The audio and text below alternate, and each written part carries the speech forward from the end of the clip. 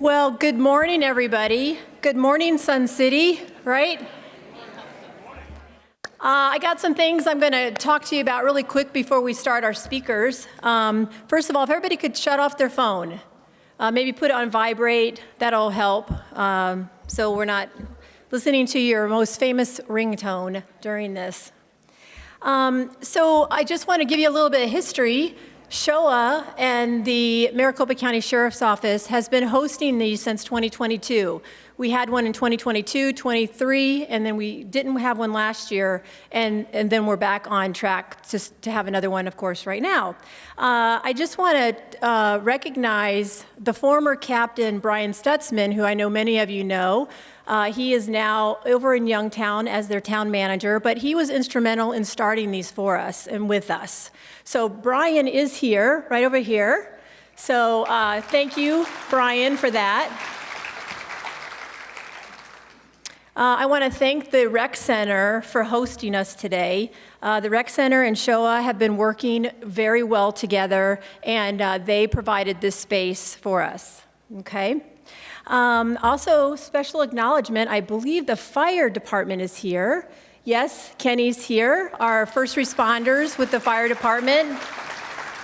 You know, we have a great sheriff's department and we have a great fire department. We are so blessed in our little community, city, it's not really a city, but in our community with those two organizations. So thank you, Kenny, for you guys being present and being here today too.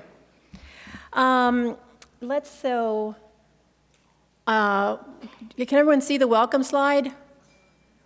Okay, can we put the slide, there we go. So I've already said welcome, but I wanted to put this on here that I always want to let people know that SHOA has been an advocate for our community since 1963, okay? There's a couple things I want to just put out there for you that we're going to be hosting. At the end of this month, we have a Lifestyle Senior Expo.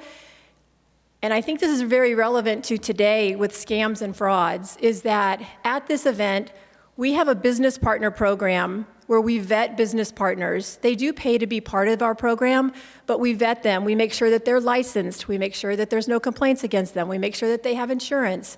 If there is a complaint, we will work with the homeowner and the business partner to come to some kind of resolution. So it's a great starting place for our members to find contractors and people that you're going to invite into your homes to do work on your property. So at this expo, all the vendors that are there are approved vendors that we have vetted. So you might want to put that on your calendar. So it's October 29th. Also, when I mentioned earlier that the Rec Center and SHOA have been working together very well, one of the things that SHOA has done for years is we have had a new resident orientation. And just recently, in the spring of this year, we teamed up with the Rec Center and the Condominium Association. So now the three organizations, who are the primary organizations when people are moving here, they're either going to buy one of the condos, style living, they're going to buy a single family home, and everybody has to pay the assessments for the Rec Center, for all the recreation centers. So the three of us have teamed up and we put together a Sun City orientation. And whether you've been here for 20 years or you're brand new to the community, I highly encourage you to come and listen to the presentation so that you really get a good feel for our community, how it's structured. So many people move here thinking that the Rec Center is their HOA, and it's not. The Rec Center, all the assessments that you pay to the Rec Center, they go to facilities like this. They don't go to enforce the CCNRs. They don't go to protect our age overlay. That's what Sun City Homeowners Association does. So also we go into the history of the reason that we are considered the city of volunteers. And so I would highly encourage you to put this on your calendar if you can attend. We also videotape the spring one, and it's on our YouTube channel. So if you can't make it and you want to watch it, I highly recommend it. And if you know a realtor or a title company, this would be really good for them to watch too. So they understand the differences when they're selling properties here. Yeah, I heard laugh because you know what I'm talking about. Coming soon to your mailbox, this is something that SHOA has done for years.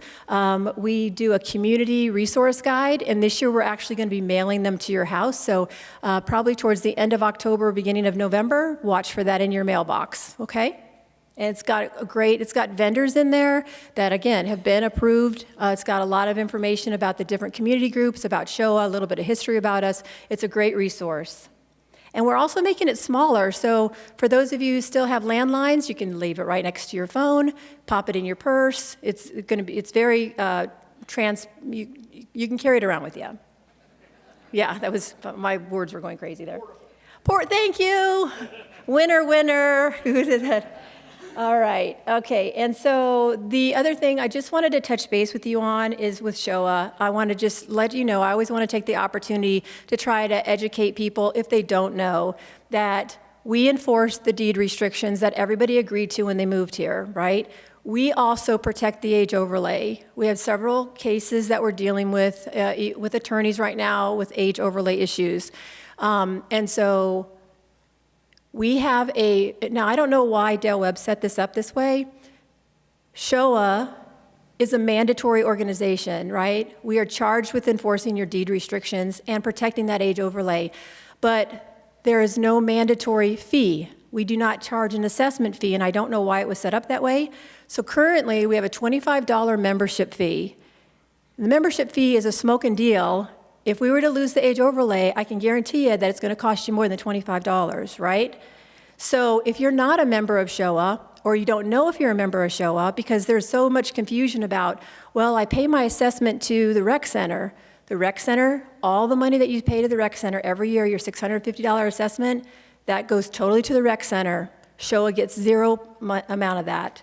Okay, so if you're not a member, I highly encourage you to stop off at our table and find out if you're a member, sign up, stop in our office. You can also join online.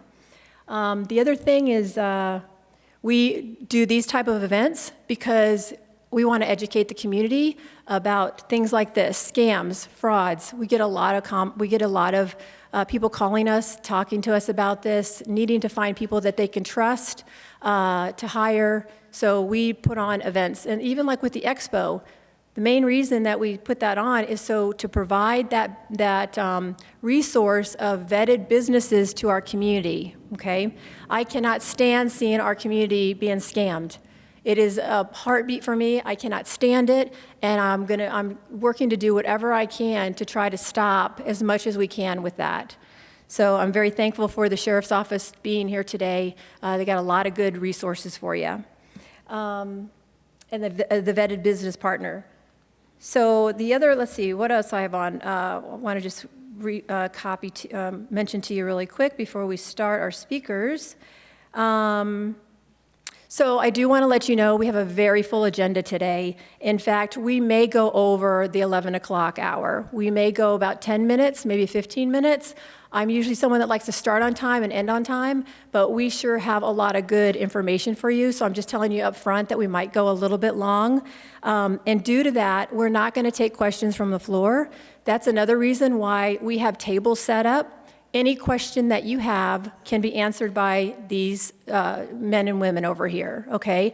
So make sure that you stop off and chat with them. That's what they're here for, is to give you whatever information you need and help answer your questions. And so again, the tables include Showa, the Maricopa County Sheriff's Office is here, the county attorney table's here, the fire department is here, so please use them as resources. And so I'm just going to say we are blessed to have all three, there's 5 county elected officials, but we currently have 3 of them with us, and I think it's the first time that we've had 3 with us. So I'm going to start it off. Oh, I just also, really fast, since Showa's co-hosting this, I just wanted to mention we have some board members here too, some Showa board members. They work really hard for you guys. I know it's a voluntary position like most boards, and so I know that our president, Ed, is here. I know that our vice president, Pam, is here, and then Greg and Alan are here too. So would you just thank them for, really volunteering their time? So, all right, so I guess let's get the good stuff going, right? So I'm excited to introduce Sheriff Sheridan. I just met him today for the first time, and this is the first time that he has spoken in Sun City, so I think that's pretty fantastic. So in November 2024, he was elected the Sheriff of Maricopa County, which is the fourth largest sheriff's office in the nation. So he's got his work cut out for him, wouldn't you think?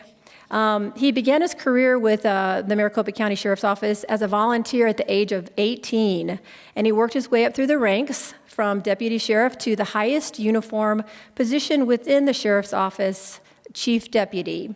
40 years of service to the sheriff's office and the citizens of Maricopa County has prepared him well for the challenges and the dangerous times that sometimes we're in right now. Yet he will not lose focus of the sheriff's primary responsibilities of keeping people safe, and especially our children, and protecting citizens' freedoms and liberties. Getting Maricopa County Sheriff's Office back to basic law enforcement services for the betterment of all citizens in Maricopa County is his top priority. So would you join me in welcoming Sheriff Sheridan?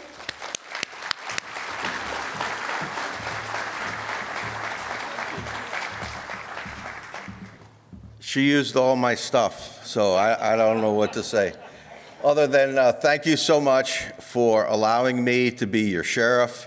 It was a great evening, and on November of 24, when I found out that I was actually going to be the sheriff. And after working there for 40 years, it was like a dream come true. And I can tell you to this day, I'm still have to kind of pinch myself to say, you know what, Jerry, you are now the sheriff. And my wife reminds me of that all the time, but she also says, you're not the sheriff in this house. So we all have our bosses. You know, speaking about that, this is a great format to talk about probably the number one issue across Maricopa County and across this country, and that's fraud. And how many of you have gotten a phone call from the sheriff's office that you have not showed up to jury duty and you need to call this number and pay the fine or we're going to come out and arrest you? How many have gotten that phone call? Yeah, I'm surprised more haven't. My wife got that phone call, and she says, you know what?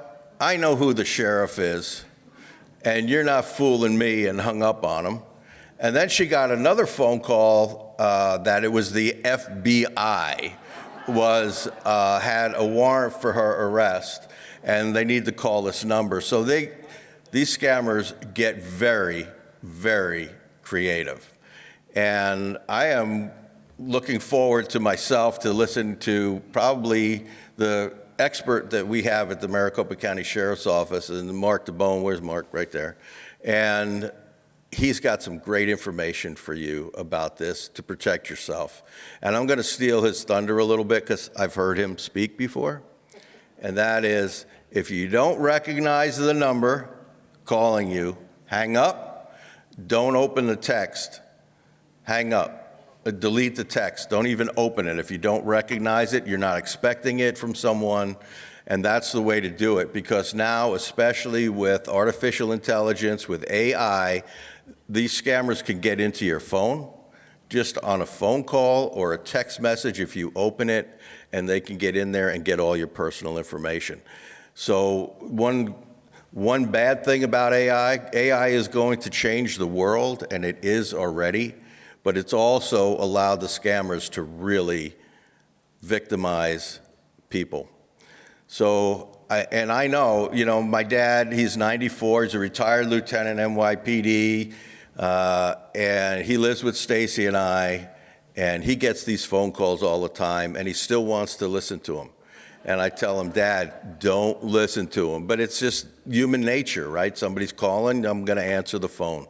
So please don't do that. The other big thing I can tell you about how to help prevent crime here in Sun City is close your garage doors. Keep your garage doors closed. It's so easy to grab I'm not a golfer, so I don't know how much a set of golf clubs cost, but probably a lot of money. It's so easy for these guys to drive down the street in the middle of the night with a pickup truck and grab a set of golf clubs within seconds. So that's probably the second best thing that I can tell you, and I'm not going to waste your time other than saying thank you so much for allowing me to be your sheriff. We're here for you. We've got some of the best people on the planet, and Brian, where's Brian? He retired on me. So we've got somebody even better, the new captain here, and he'll come up and address you in a little bit. So Brian, we're not missing you that much. All right, I lied a little bit. So thank you so much, everyone. We'll be around all day. Please come by and say hello. I'd like to meet you. Thank you.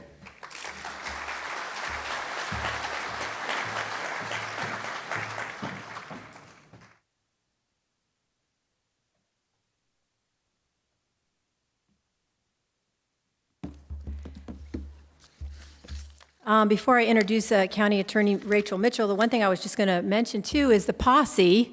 The commander of the posse, Tina Anderson, is here with us, and they do amazing work within our community. I mean, they do check those open garage doors. They do welfare checks. They do home watches. They are just an amazing organization. So I just wanted to give a shout out to the posse because they really help us with all this too.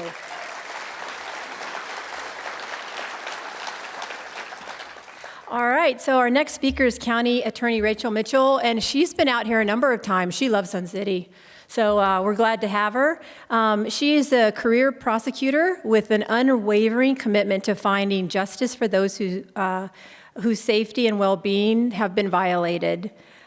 She leads one of the biggest agencies in the county, in the country, and since taking over in 2022, has worked relentlessly to restore the trust of fellow law enforcement agencies and the community at large. During her 30-plus years with the Maricopa County Attorney's Office, she's prosecuted the worst of the worst as children, as a child and sex crimes prosecutor. I don't know how you do that, but tough stuff. Ran the Prosecution Integrity Unit, overseeing ethical issues, and was appointed the county attorney in 2022, and then voters chose her to be the permanent county attorney that same year. As Maricopa County's chief law enforcement officer, Rachel is a strong advocate for public safety, addressing emerging challenges like organized retail crime, guns in the hands of kids, the fentanyl crisis. She has an unwavering commitment to upholding the law and prosecuting those who jeopardize the safety and security of the people of Maricopa County. So please join me in welcoming our County Attorney, Rachel Mitchell.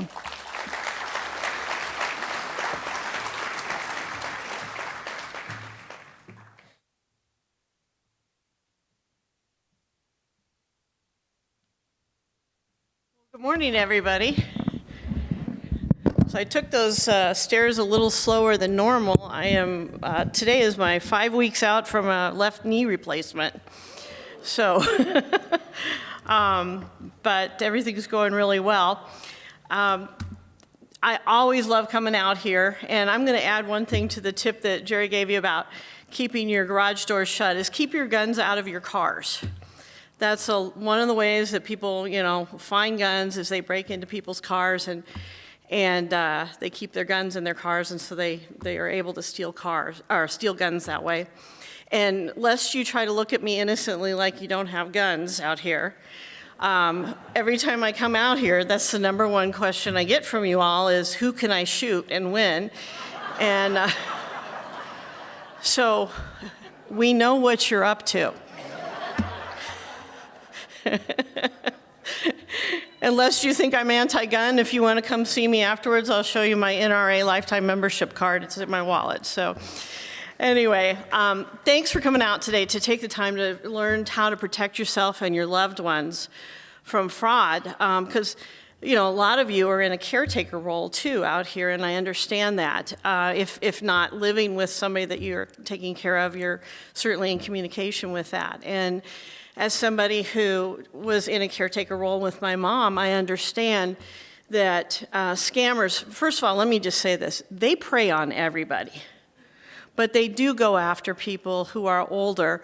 And some of that is just because of the lack of familiarity that we all have at this, once you get to a certain age with technology, and it makes it easier to prey on them. My own mom, I would see calls like Jerry was talking to her.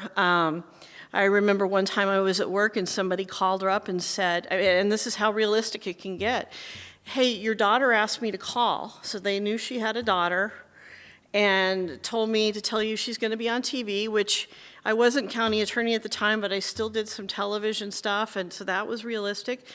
And but it's only going to be online, so can you go to the computer and open that up? And fortunately, my mom didn't do it, but that's how devious these people can be. And as Jerry said, with the advent or the expansion of AI, I mean, these deceitful tactics are getting more and more realistic looking.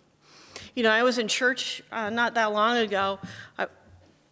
I'm in church every Sunday. Okay, let me just say that. But there was one time I was in church on a Sunday not that long ago where our associate pastor was preaching that day, and he actually played what purported to be a telephone call from our main pastor, basically saying, hey, I hope everything goes well this Sunday. And I mean, I listened to that main pastor all the time. And so as I'm listening to his voice, it sounded exactly like him. But when he started talking, of course, the associate pastor had put some stuff in it that gave us a pretty good clue that it was not him, because it was stuff that he wouldn't normally say. But the voice was so realistic. And, you can see some of the commercials are not even done. They're being done with voiceovers, but they're not real people. They're AI. So it's getting more and more realistic. And these are people who can pose, as loved ones. They can pose as banks, government agencies, or even people and pretend to be in distress. So it's really hard to keep up as a law enforcement agency, because while these scams, they're not new, but in a very real sense, they're constantly changing. So some come through phone calls and text messages and emails, but the common thread seems to be that they're trying to create a sense of panic or urgency or fear to get you to act before you think, before that internal, watchdog in you says, this doesn't sound right. So at our office, we know just how devastating these scams can be. Victims don't just lose money, they lose peace of mind, they lose self-confidence, they lose, honestly, dignity. They feel ashamed, they feel isolated afterwards, and that's exactly what scammers count on. And that's another reason that they target older people, is because they think older people will not report because they're afraid to let people know that they were vulnerable. But let me say something about that. Everybody is targeted.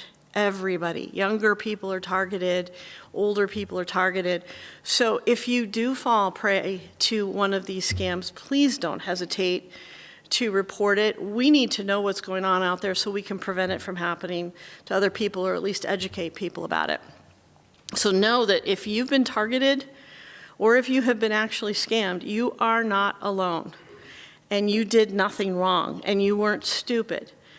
These criminals are professionals at deception.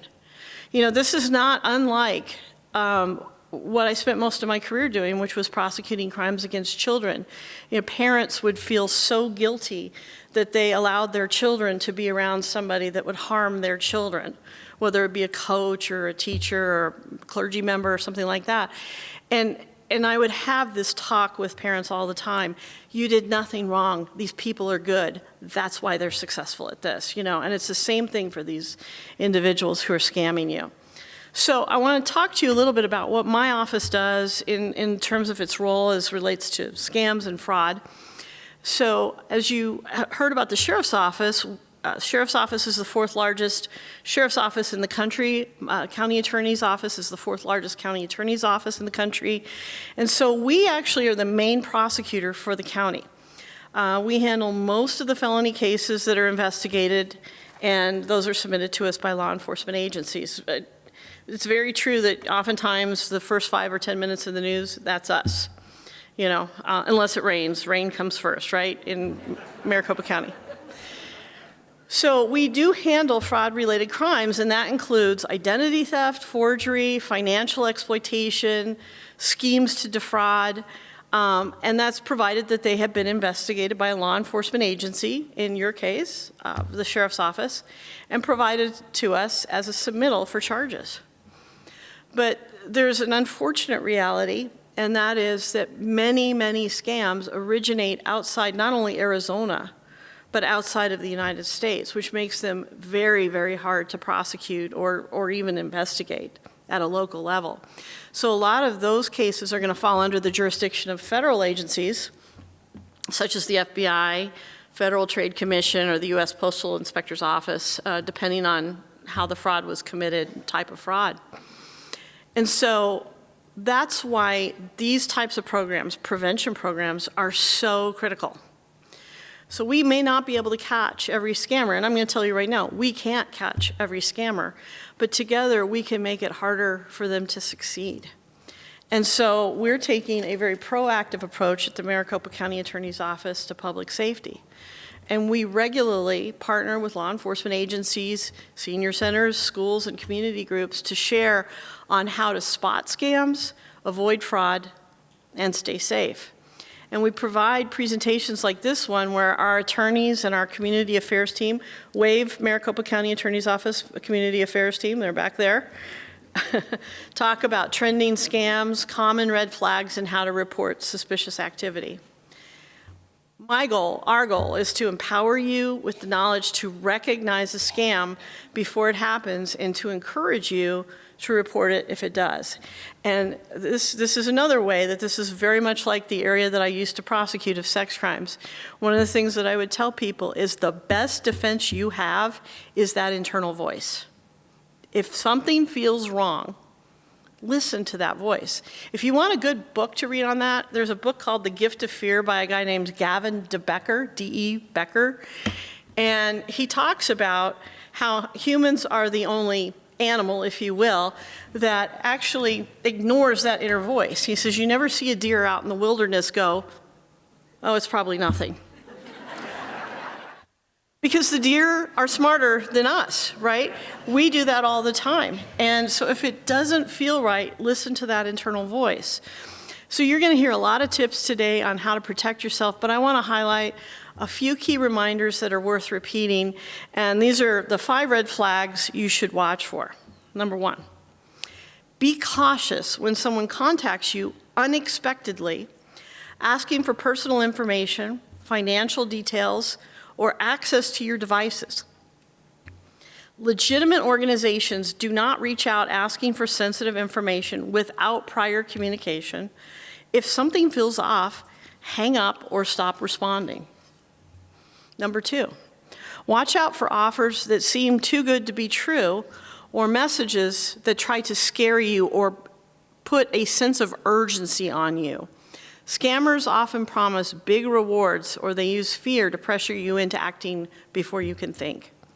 Number 3, be suspicious if someone pressures you to act immediately or warns of negative consequences. You didn't go show up for jury duty, so we're going to arrest you, if you don't pay a bond amount or whatever they're going to tag onto that.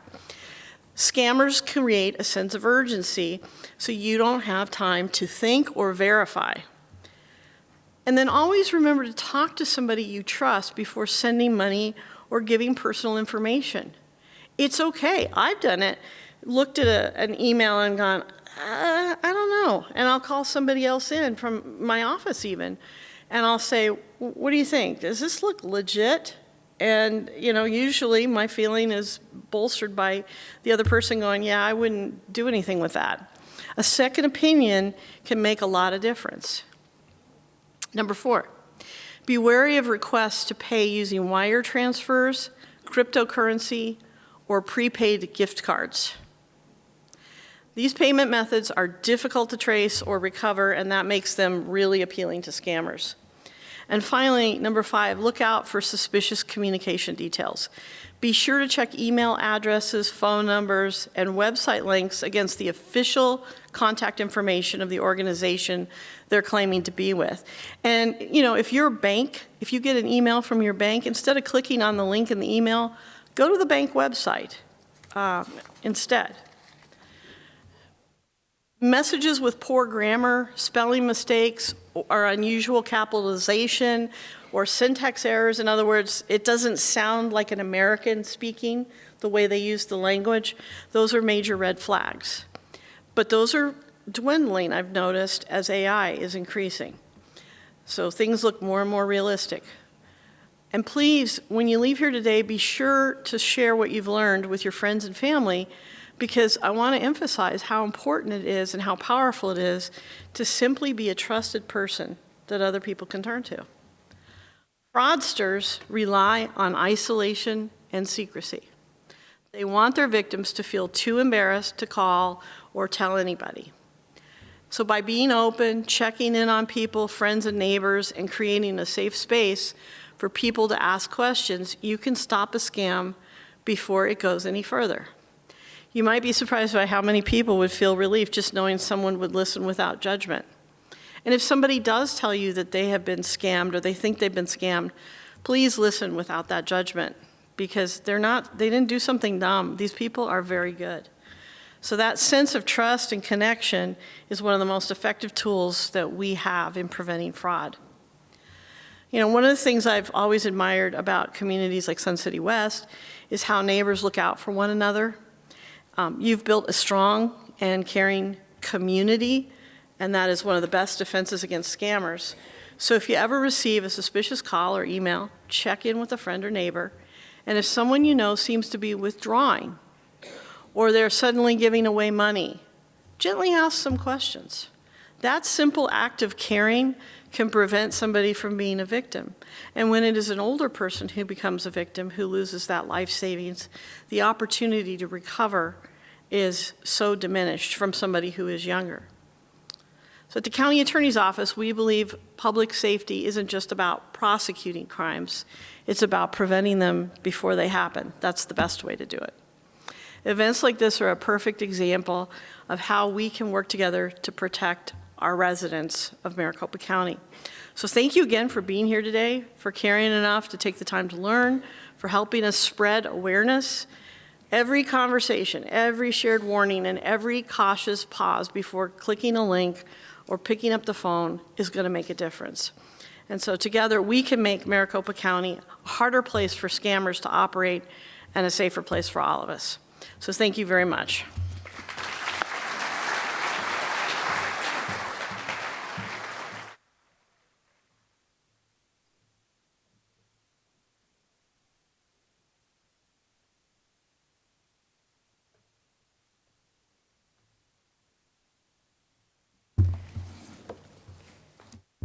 One of the things that the county attorney just said about sharing this with others, we are recording this, and so this will be on our Facebook page, so we'll be sending out links so that you can actually share it and people can listen and walk through it again. Okay. Isn't it funny? You got to put them on, take them off, put them on, take them off. And then sometimes I forget them, so. All right, so our next speaker is well-known to Sun City, to our community. Supervisor Debbie Lesko is now currently representing District 4 as on the Board of County Supervisors. Prior to this, Supervisor Lesko served Sun City for nearly 7 years as our Congresswoman in the United States Congress. I'm sure she's very glad that she's here now.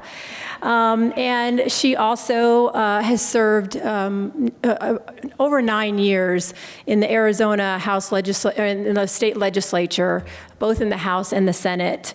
She has been a friend of our community. I've known her for probably close to 15 years, and I met her right when she was getting involved in the political realm, and she's been a friend of Sun City that entire time. So come on up. Welcome, Supervisor Lesko.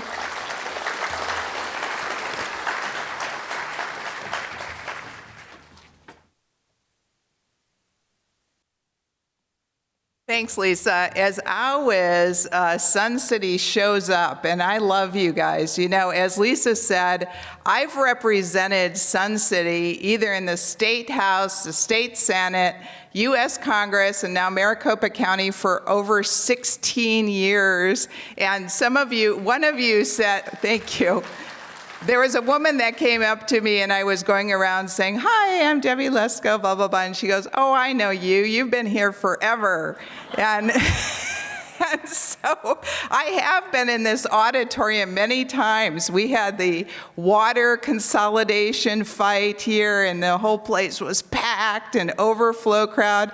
I did the golf cart legislation, and we had a golf cart parade in Sun City. If any of you remember that, Governor Brewer was the governor at the time. So I love Sun City. Now, I live in Peoria right now, and I like my house, but I'm eligible to live in Sun City, so I can definitely see myself living here sometime in the future. I want to thank Lisa Gray. Where are you, Lisa? Lisa Gray, who's done a great job as being the Sun City HOA Showa manager. And for those of you that don't know, Lisa used to work for me when I was in the U.S. Congress. And so she just is a dynamo, does a great job and a good service for this community. I want to thank Sheriff Jerry Sheraton, who I've supported for sheriff. He's doing a great job. And we really are thankful to all the sheriff's officers that are out here in Sun City protecting all of you. Thank you very much, Jerry, for what you do. And yes. And our county attorney, Rachel Mitchell, also does an excellent job. And I didn't know how funny you were, Rachel. I mean, you were exceptionally funny today. You had some good quips, and I was laughing, and I thought it was great. And she's really not only funny, but a very serious prosecutor to make sure that you are not being ripped off, scammed, and if there's violent crime, that she prosecutes our criminals. Now, most people go, what the heck is a Maricopa County supervisor? Well, there's 5 of us. I'm elected, and there's 5 of us on the Maricopa County Board of Supervisors, and it's divided by geographical areas. So basically, I represent 960,000 people in the West Valley. So that includes Sun City West, Surprise, Litchfield Park, Goodyear, Buckeye, Peoria, Glendale, Youngtown, El Mirage, you know, all the West Valley, including Whitman, Wickenburg. It's a huge area. I absolutely love what I'm doing. I loved being in Congress, but I'm really glad to be home. And since I'm a vote of 1 of 5, I have a lot more power because I used to be a vote of 1 out of 435 in the U.S. House of Representatives, plus another 100 senators. So my voting power is a lot better. Now, one of the major things that I do as a county supervisor is I vote on how much we're going to fund the different departments. How much are we going to fund the sheriff's department? How much the county attorney's office? How much to the jails? How much to Sun City roads? And so on and so forth. So that's probably the most important job that I do. One of the things that's important in your area is because you're not a chartered city, I'm kind of like your mayor. And so let's say you have problem with the roads, the traffic, that type of thing. I'm the person that you call. And so I have a staff member in the back, Jim Bull. He's way in the back. He's signing up people for my newsletter, so you know how to get a hold of me. But please feel free to call my office anytime if you have a question or complaint. Now, last week, I met with the Sun City Leadership Coalition. It's a group of different leaders within Sun City, including Tina with the Sun City Posse, and Lisa Gray, and different board members, and I forget who was all there, the Rec Center board members. And one of the issues that they brought up to me of concern is people people soliciting you at your homes. And one of the things that they really were concerned about is they said there is this influx of people coming to your homes saying that they are affiliated with APS, but they're really salespeople for rooftop solar. And so, you know, I don't know if they're direct out lying, but they're kind of deceiving you to think that they're with APS when in fact they are not. So one of the proposals that came up in this meeting is some type of ordinance on soliciting at your door.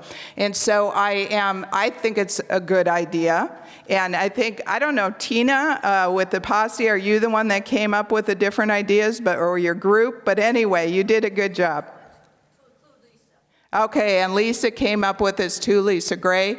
But anyway, so now the county supervisors, if we get enough votes, can vote on an ordinance so that, let's say you put, one of the ideas is if you put a no soliciting sign on your door, then people cannot solicit you. Another idea is having limited hours that people can come, you know, daytime hours that people can come to solicit you. And I forget what the last thing was, but I have to talk with the sheriff's department because they would be the ones enforcing this. I have to talk to them first, make sure they have the manpower. But Tina with the Sun City Posse said they could actually do a lot of the enforcing of this, because if they get a complaint from one of you that somebody is soliciting and trying to scam you or disobeying this no soliciting sign, they could then go look in that street or that neighborhood and try to find this person, and they believe this would be a tool that they could use, saying that's against the ordinance. So it's just something that's out there. We just started talking about it last week, and Jerry, I've reached out to Chad at the sheriff's office to see if it's something that we can do, and so I'll update you next time we talk. Maricopa County, for those of you that don't know, also has programs that help senior citizens. One of the programs is called SAIL, S-A-I-L. It stands for Senior Adult Independent Living. And we actually have caseworkers from Maricopa County that help low-income, disabled seniors with cooking, cleaning, and food delivery. If you want to know more, call my office. You don't have a pen and paper, but if you do, my phone number is 602-506-7642. So reach out if you or you know someone needs help. The other thing that Maricopa County does is it trains people on computers. We partner with different organizations. So I think it was about 3 weeks ago, I came out for a ribbon cutting to the Olive Branch Senior Center, which is just north of Grand Avenue on 103rd Avenue. There, if you're not aware of it, they train senior citizens on computers. So not only do they train them on how to use a computer for maybe getting a telemedicine appointment with your doctor, but they also train to make you aware of online email scams. And so when I was there at this ribbon cutting and we talked about it and they're putting it in their program, I talked to Maricopa County Workforce Development and this other program, and now Maricopa County, when they train seniors on computers, they're going to implement that training into their program so that people can be aware of what the red flags are, some of the things that the sheriff and county attorney already talked about. I think I'm going to wrap it up from there so we can actually hear from the people that deal with this on the ground. I think they will be the most informative. So I just want to thank you again for being here. I love Sun City. I love Sun City constituents. You are the most patriotic, crowd. You have so much experience. I know that. There's people here that have just a wealth of experience and knowledge, and please feel free to reach out to me anytime, and I will try to help you if I can. Thank you, and God bless you.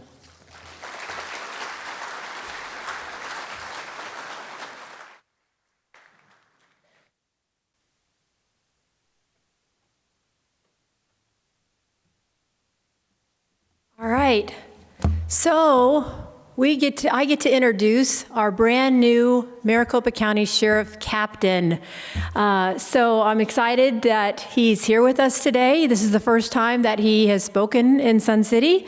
So just so that you know, Captain Joel Campa serves, again, take it off so I can read, serves as the commander of District 3 Patrol with the Maricopa County Sheriff's Office. He's proudly dedicated 26 years to office, beginning his career at as a detention officer at just 19 years old. Over the years, Captain Campa has served in a variety of assignments, including custody, background investigations, patrol in Queen Creek, and as a computer crimes detective, where he investigated fraud, scams, and child exploitation cases. He was later promoted to sergeant, working with both patrol and international affairs, and then to lieutenant, where he again worked in patrol and led general crime. Then he led general crimes, overseeing property crimes and financial crimes. As a lieutenant, he helped launch the office's newly formed financial crimes unit, which you're also going to hear from today, guiding the unit to become a highly effective and respected investigative team. So he was recently promoted to captain, and now he commands the District 3, and so we are excited to have you here. So come on, welcome on up.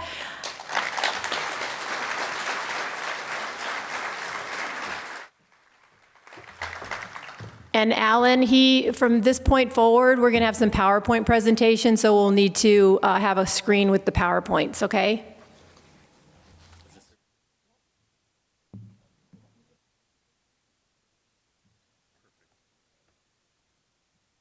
Hey, good morning. It's a pleasure being here today with you guys, and thank you for that kind introduction. But before I begin, I just want to take a moment to recognize and thank all of our distinguished guests today for being here. Obviously, my boss, the sheriff, the county attorney Rachel Mitchell, and Debbie Lesko, our esteemed county supervisor for this area. You guys' leadership and support truly demonstrates the importance of keeping our residents informed and protected. I also want to extend a heartfelt thank you to Lisa Gray and the team at SHOA for their outstanding work in helping put this program together, and obviously also, thank you. And also my predecessor, Brian Stutzman, for making me come up here and kind of take after him. So I'll talk with him later about that. So, but you know, events like this just don't happen. So they take time, coordination, genuine commitment to the community, and Lisa's partnership has been instrumental in making today possible. I know I kind of freaked her out because I didn't have any conversation with her until yesterday, and she was like, I need this, and this. I'm like, I don't have that, but I can get it to you. Let's do this. So sorry for freaking you out. We're here. All right. So from the time I started here in District 3 as a new commander, it didn't take long for me to notice what makes Sun City truly special. It's not just the peaceful streets or the well-kept neighborhoods, it's you guys, it's the people. It's the pride residents take in their community, the way neighbors look out for one another, and the sense of ownership everyone shares in keeping Sun City safe. You can feel that from day one, and I certainly did feel that as well.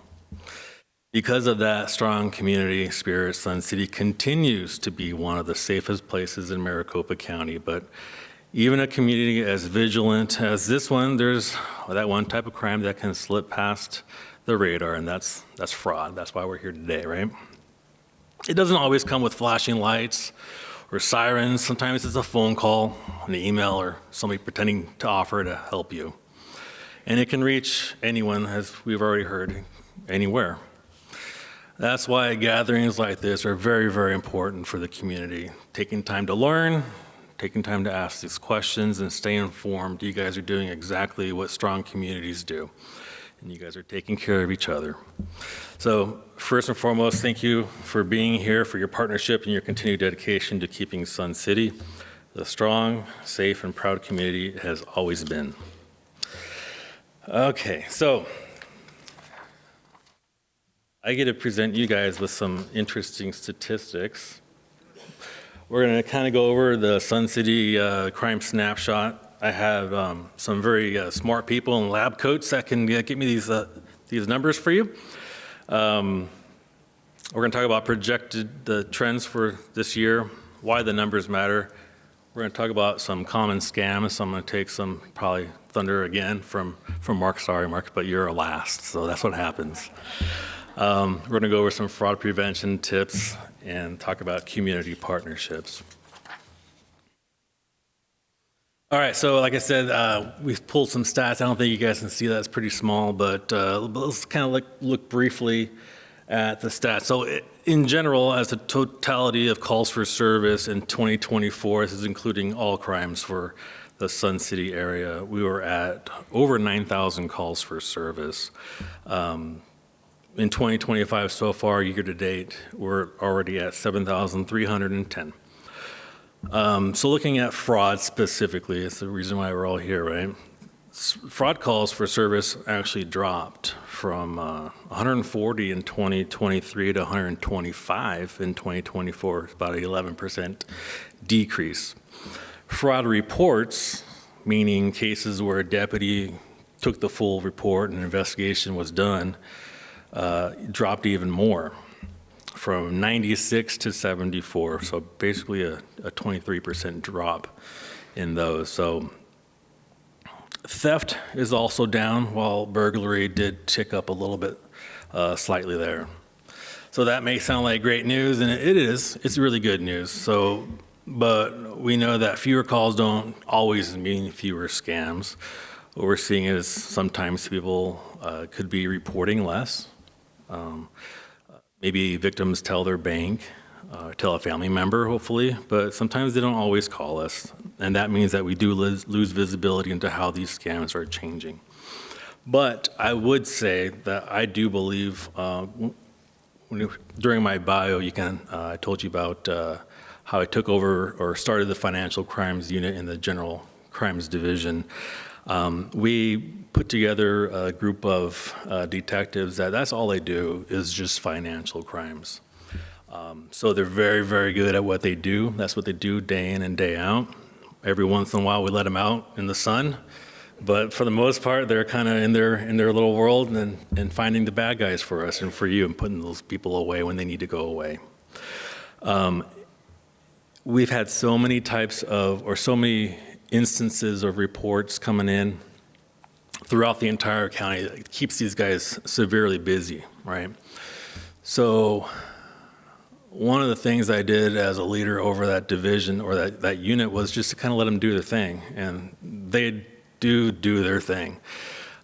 So recognizing that all the influx of reports coming in, they were like, we just can't physically possibly investigate all of these. So what's thinking outside the box, we're going to talk about education. So they really went gung-ho, created PowerPoints, come out to the communities where there's a lot of vulnerability, and they give you guys all the information that you need to kind of stop that flow from coming in, right?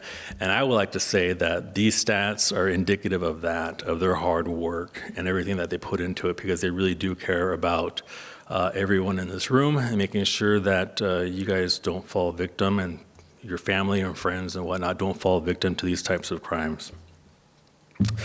So that would be my takeaway, is these guys are doing a great job. So we're still in 2025, but I do want to kind of show you the projected trend for this year, taking the information that we received so far. We've already logged 91 fraud calls, 57 reports in just this area. If that pace continues, we'll likely end the year with about 120 calls and 75 reports, about the same as 2024. We're not seeing a big increase or a big drop, just a steady level of activity. So that tells us what? The scammers, they're not going away. They've just gotten a little bit smarter, and also a lot of you guys are now spotting the red flags sooner as well. I did have some stats pulled from the reports that we have received from January this year through October. Thus far, what we can capture, and this is based on what people are telling us, again, this doesn't capture incidences where people don't report, obviously. But thus far, the monetary loss for Sun City that has been reported to us has been approximately just under $3 million just for this year alone. The number one is investment scams, almost at $1 million, bank impersonations, and use of technology, which I'm sure Mark will kind of touch on more. So why these numbers matter? Okay, underreporting. People still feel embarrassed, as was mentioned earlier, or think, you know what, let's just cut my losses. There's no way I'm going to get my money back, right? So they don't report it. Another reason is the scams are getting smarter. We're seeing AI's voice cloning, as was mentioned before. They're spoofing caller IDs and even cryptocurrency transfers, things that didn't even exist just a few years ago, right? These guys are, as soon as some good technology comes around for all of us to use, there's always somebody there to use it for bad stuff, right? We need to change our habits. As we do more and more business online, scammers move right in alongside them, right? Down, you know, it used to be a time when my parents thought, I'm doing everything by paper, right? Because if I do anything online or anything like that, my information is out there. Well, all our information is already out there. So it is going to be us to change the way we do business and our habits, being vigilant and keeping our stuff safe. And of course, that goes hand in hand with education that works. It starts with being here today, making that measurable difference. The truth is, scammers evolve faster than our policies, faster than our laws, but not faster than our awareness. So sorry, Mark, stealing more of your thunder. So common scams targeting Sun City. We got imposter scams, like the sheriff mentioned, people like using our actual names that they find online and whatnot, saying that you guys owe us money, or even the IRS, or a family member is in trouble. Be careful with those. Romance scams, long-distance relationships. They usually end with a request for money or even gift cards. Don't pay it, report it, you know. Nowadays, people try to find connections outside of what we used to do. You know, you go to a church function or, you know, local establishments, but now everything's kind of done online, right? So you got to be really careful. Don't be sending money to anybody that you haven't met in person. Tech support scams, this is an old one.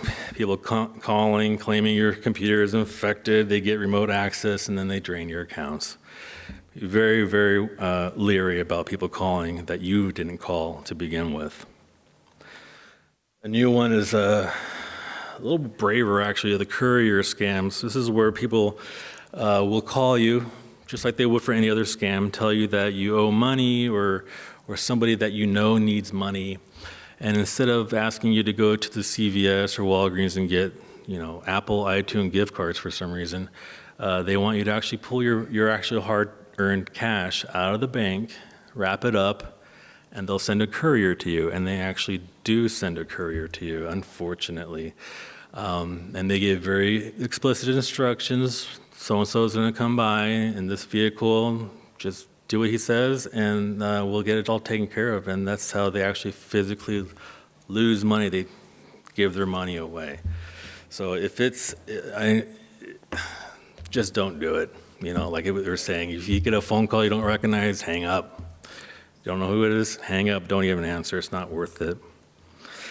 AI voice scams, again, lots of stuff coming through on AI. Criminals now use the recorded voices from social media or voicemails and sound like your loved ones. Make it sound like maybe your grandson, your grandchild needs money.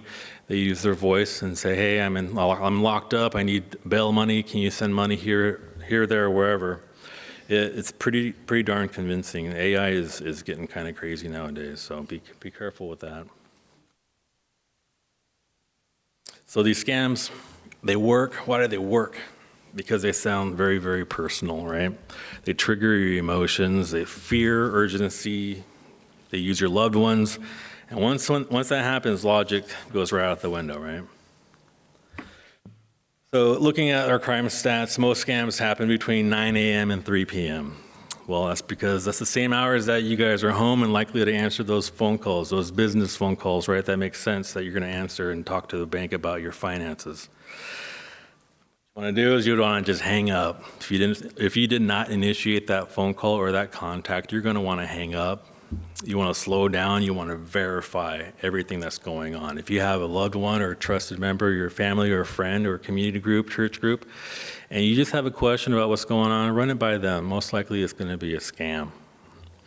A funny story, my mother-in-law, I'm also a caretaker for both my in-laws that live with us. She came to me a couple days ago, actually kind of sad. And we were in the kitchen standing there, and she goes, I just need to tell you something, son. I go, what? What's going on? And Jim, my father-in-law, is standing right behind her, kind of like a little sheepish grin, like, I know what she's going to say. I'm so sorry. I just found out the Publishers Clearinghouse is not real. She goes, son, I was really wanting to get you that money. I go, whoa, don't do it on account of me, but I'm glad you finally figured this out and listened to us because we've been telling her for years. I don't think they're going to be knocking on our door anytime soon with those balloons and the big check. So, it happens to everybody and anybody, right? So talk to your family about scams. Talk to your friends. Just talk about it.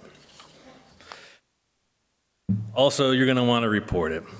Even if you don't lose the money, every call helps us track patterns and alerts others. I will tell you to keep, just understand that there's only, like we mentioned before, there's only so much we can do. A lot of these things stem from out of the country, out of the state. We do want to look into things that we can locally and try to get those bad actors when we can, because these guys, they love putting these bad guys in jail. For scamming people, scamming our families, scamming our community members. So if we can do it, we will do it. And they do go to jail. I've seen the reports come through. These guys are awesome at what they do. They are honing in on their craft. They are constantly going to trainings. They're one of the best. Quick little thing here, if you wouldn't hand your wallet to a stranger at the door, don't hand it to one on the phone or the computer, right? So again, slow down, think about what's happening, hang up the phone. All right, let me just wrap up here. So Sun City, like I mentioned before, continues to be one of the safest communities we serve, not because of luck, but because of all of your guys' involvement, and that shows here today. You guys attend all these meetings, you ask the right questions, and you guys look out for each other as your neighbors in your community. Fraud is the one crime that grows in silence. The more we talk about it, the more we can prevent it, so keep spreading the word. And if something feels off, even if it's just a gut feeling, please call us and ask. You can reach us, obviously, with the non-emergency lines. We also have tip lines. You can get all this information on our website, mcso.org. So I just want to thank you guys all for your time, your vigilance, and your partnership in keeping Sun City safe. Thank you.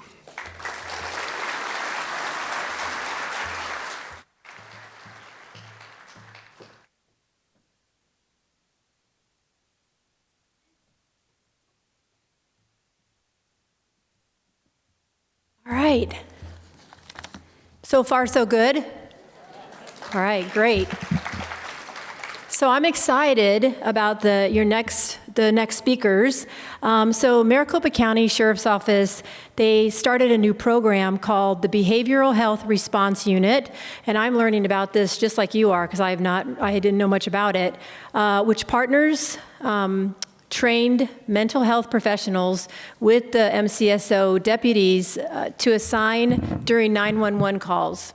Today, co-responders Kelly Kerrigan and Taryn Minji will be presenting an overview of what this program does for the community here in Sun City and how they assist members in various ways throughout the county. So Taryn and Kelly, if you want to come on up.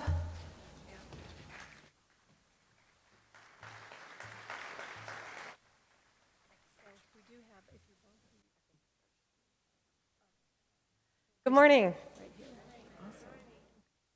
All right, so thank you for the introduction. So my name is Taryn.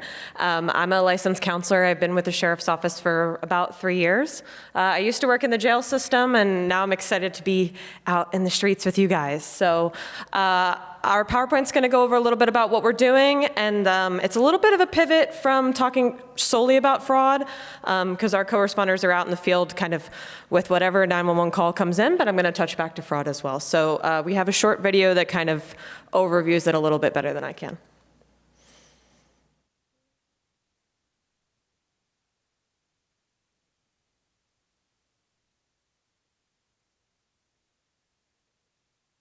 Well, the video is me talking, so I definitely can just talk, so.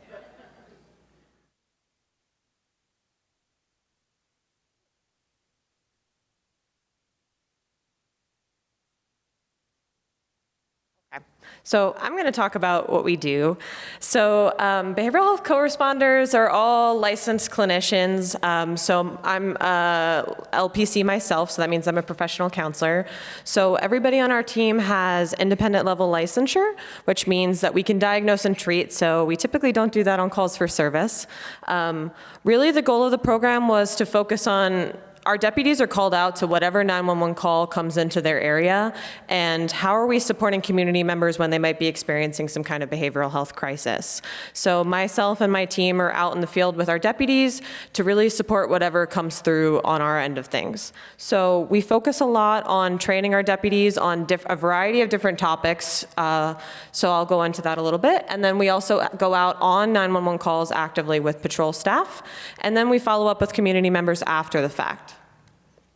So for education and training, we are big proponents of the CIT program. So that's a 40-hour course that a lot of our deputies go through, where they learn about all different kinds of mental health topics and how to intervene when people are feeling suicidal, might be experiencing some psychosis symptoms, or a variety of different topics. This last year, we did an 8-hour mandatory training for all of our deputies on mental health first aid. So it talks about ways we can engage with folks when they might be experiencing mental health concerns in the community. We also created and disseminate resources related to different topics related to mental health. So this looks like a variety of different things. We received a grant through the COPS office where we partner with La Frontera, who is able to provide a lot of that training to our guys. So this is the team. So I'm in the middle. Kelly is our co-responder for District 3, so I'll have her stand up at the end, and we're going to hang out today. So you may see her out in the field responding to calls with our deputies. Hopefully not too much. Hopefully you guys aren't calling 911 too much, but in the case that you are, we will be out there. So what does this look like in real time? We are out there for a variety of different calls. We wear bulletproof vests because we respond with the deputies. We are in our own unmarked vehicles, so our guys will get to the call probably first, and then we respond out from their requests, or we monitor all of the 911 calls that come into the area. So our goal is to intercept people when they call 911 to get them connected to the right resource if they're experiencing a mental health concern. Because if people do get arrested and it's related primarily to mental health, they end up in our jail system, they end up in the court system. So if we can intervene at that rate, then we get people connected to the right resource at the right time. So these are the different kinds of stuff that we assist with, and I think the list is is small right there, but it's definitely a lot more than that. So if people are experiencing a mental health crisis, we see a lot of people that are suicidal, so we support our deputies with our response to that. We also, obviously out here in Sun City, we have a lot of concerns related to dementia and wandering. So we work with individuals that don't have a lot of support in their homes, or families that do have, they are aware that their loved one might be having some issues, but they don't know exactly where to turn. I think in Sun City there's a lot of resources, but it's about navigating those barriers for folks. So if our deputies go out on a welfare check for someone and they're in the early stages of dementia, how do we get that person connected to the right resource within their community? And that's what co-responders kind of step in to do. We really focus on including family and educating about the available options, and then breaking down those barriers. If the barrier is, I have an appointment, but I don't know how to get there, or I don't know who to turn to, our co-responders are that voice for people in the community, because I think so far deputies have been asked to respond to anything, and sometimes they want to have all the answers for the community, but they might not know. So when a deputy doesn't know how to respond appropriately with the right resource, they can call a co-responder so we can reach back out to the community member. We also assist with homelessness or psychosis symptoms. We see that a lot. And then as well as juveniles in crisis, because sometimes our deputies respond out to children that might be experiencing an episode or running away and that kind of thing.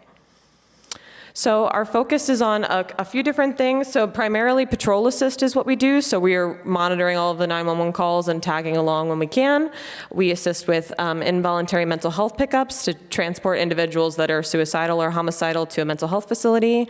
And then folks that are calling 911 very frequently and they're not getting connected to the right resource, how do we work with those folks on making sure that they have those supports in place so that they're not calling the deputies so frequently and they're calling the people that can actually assist with what their social health need is.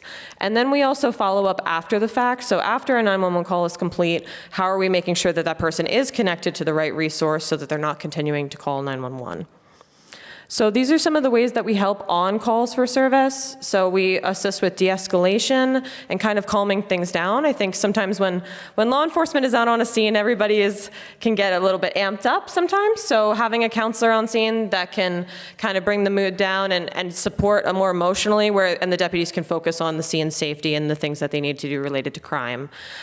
We also are supporting with resources and referral. So if someone says, I need to get connected related to dementia, I need to get counseling set up for myself, I need a food box, I'm struggling with transportation. Those are all things that my team works with them on getting them connected to. So as I'm listing all the different options, you can see how there's a lot of stuff that we have to be aware of, and we have to be very plugged into the communities that we're working with. And then we also assist with the involuntary petition process. So when someone is suicidal and they do need to go to the hospital and they might not be wanting to, we try to assist with calming that person down as best we can, and then helping the deputies walk through that process step by step. So for post-crisis navigation, we work with people at no cost to the community member. We have a grant through the COPS office that partners with La Frontera. So if someone says, I would like counseling or I would like more support, we can connect them to a navigator that will follow up at no cost to them at their home and make those follow-up appointments and provide that transportation. That's been really exciting for us because sometimes deputies go into a home and they're not sure exactly what they're going to see, and having someone that can be that fail-safe and that guard until the person gets connected to the right help. Because a lot of time our deputies are sometimes the only ones that are seeing the person in crisis. We also assist with a few different units within the sheriff's office, which sometimes mental health crises can escalate up to different things. So when there is a negotiation going on, my team is cross-trained in that. We also assist during evictions throughout Maricopa County, and unfortunately, we have been seeing a lot of seniors that are losing their homes due to financial situations. Unfortunately, I have seen a few evictions related to people that are experiencing cognitive decline, and then they're not paying their what they should be, and then they lose their home. And then our guys are stuck with this situation where how do we get this senior connected so that they are not homeless in that moment? So that's been something that my team is really passionate about, and making sure that we are protecting people even when they're in really tough circumstances. The picture there is from a veteran that was being evicted, and he was living in a pretty severe hoarding situation. So we respond out with our guys during those calls to get people connected and de-escalate as well. So this is probably my most exciting slide. So since January, we've had one co-responder in each area of MCSO's patrol. So District 3, which is what we're talking about out here, is a large area, and that's Kelly's area of expertise, so you may see her out and about. So far, we've responded, since January, responded to over 800 calls for service. What those typically look like are primarily welfare checks. You can see that's kind of a majority of what we're doing. And sometimes those are repeated welfare checks for folks that might be struggling, or it's just a one-time thing where a neighbor called on their neighbor and said, hey, this person really needs help, and the deputy might be the only person that sees that person if they don't have any living relatives. So we're really focused on, can we use those opportunities for welfare checks to convert people to getting that support and the help that they need in those moments. And sometimes people might not realize the situations that they're living in and how kind of drastic the circumstances are, and having a counselor on scene that can kind of walk them through those steps has been really, really effective for us. I think we had a welfare check that comes to mind where an individual called in because she was feeling suicidal because she didn't have someone to drive her to her upcoming surgery. And she said, I can't get a VEO to drive me or the ride share that I typically use because it's a surgery and I need someone to help me and I don't have any living family or friends. So what do people do in that situation?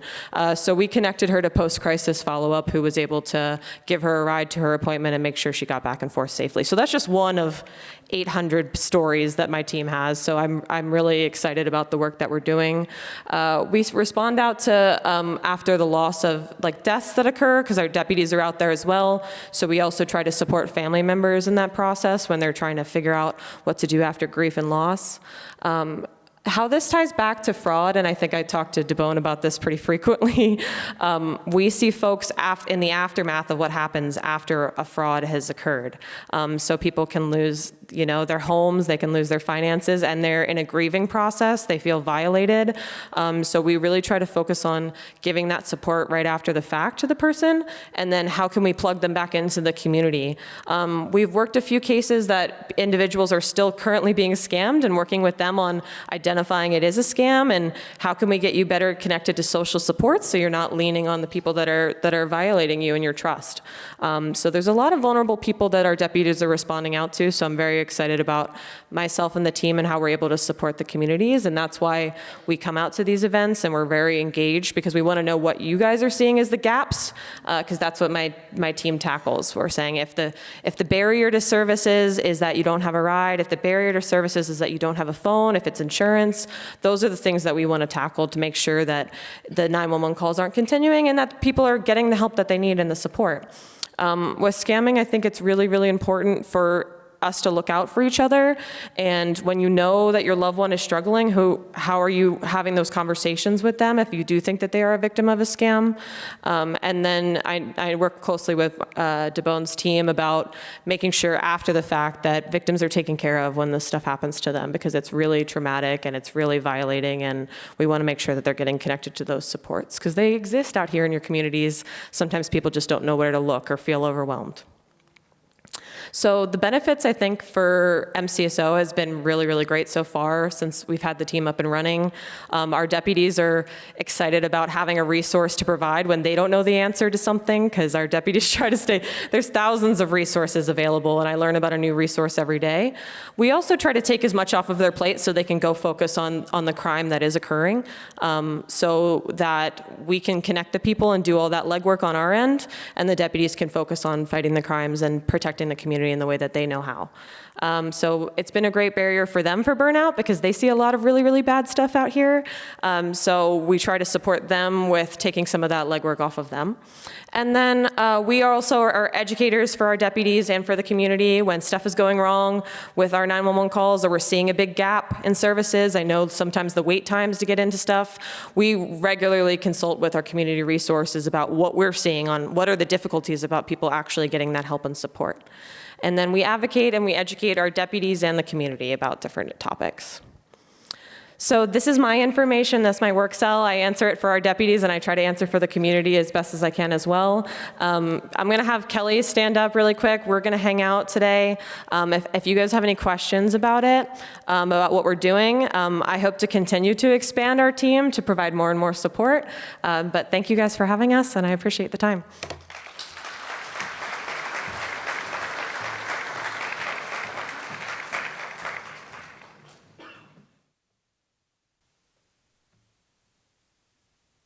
Thank you so much, and I'm really sorry for that little glitch.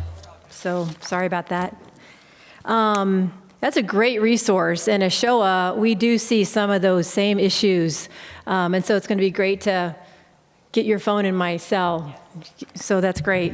All right, well, I don't even know if Detective Damone should speak, right? Everybody's like stolen his thunder throughout the morning, right? So, but I'm just kidding. We're going to still have you because you got a lot of great stuff. So he began his career with Maricopa County Sheriff's Office in 2006, and his career has included both patrol and detective functions throughout Maricopa County, including the Lake Patrol Division. In his early career, he specialized in DUIs and then transitioned to the Intelligence Information Division in the Counterterrorism Unit, where he worked as a terrorism liaison officer for 10 years and holds an active U.S. government security clearance. Detective Damone is currently assigned to the Maricopa County Sheriff's Office General Crimes Division in the Financial Crimes Unit.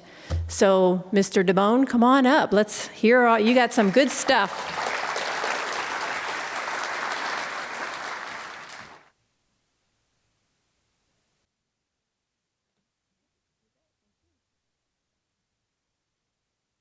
Good morning.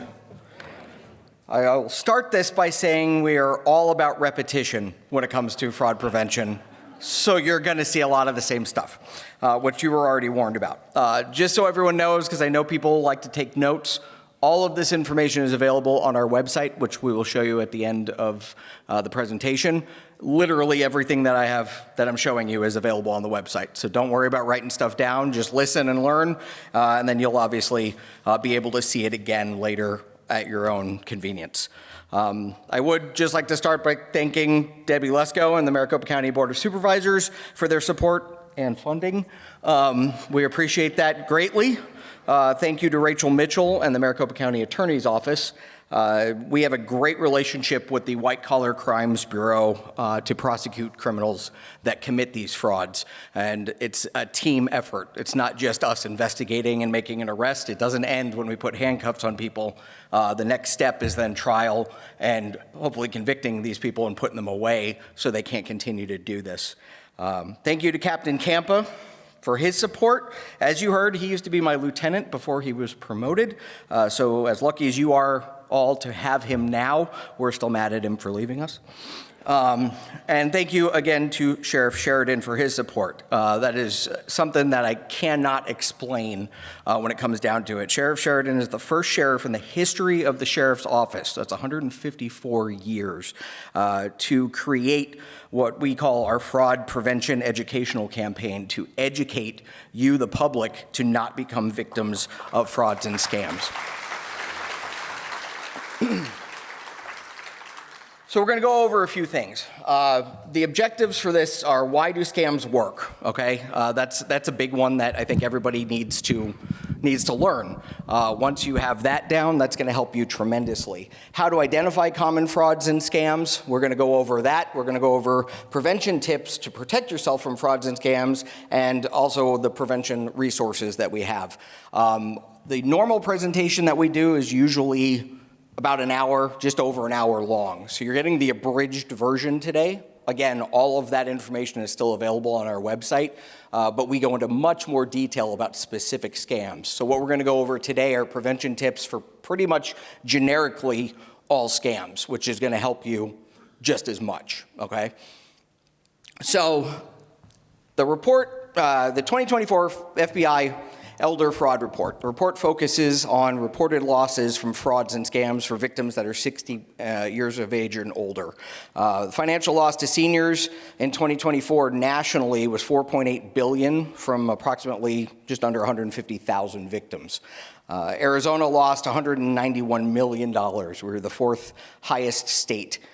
This is only what was reported to law enforcement, and that's the important part. I know everyone kind of touched on that.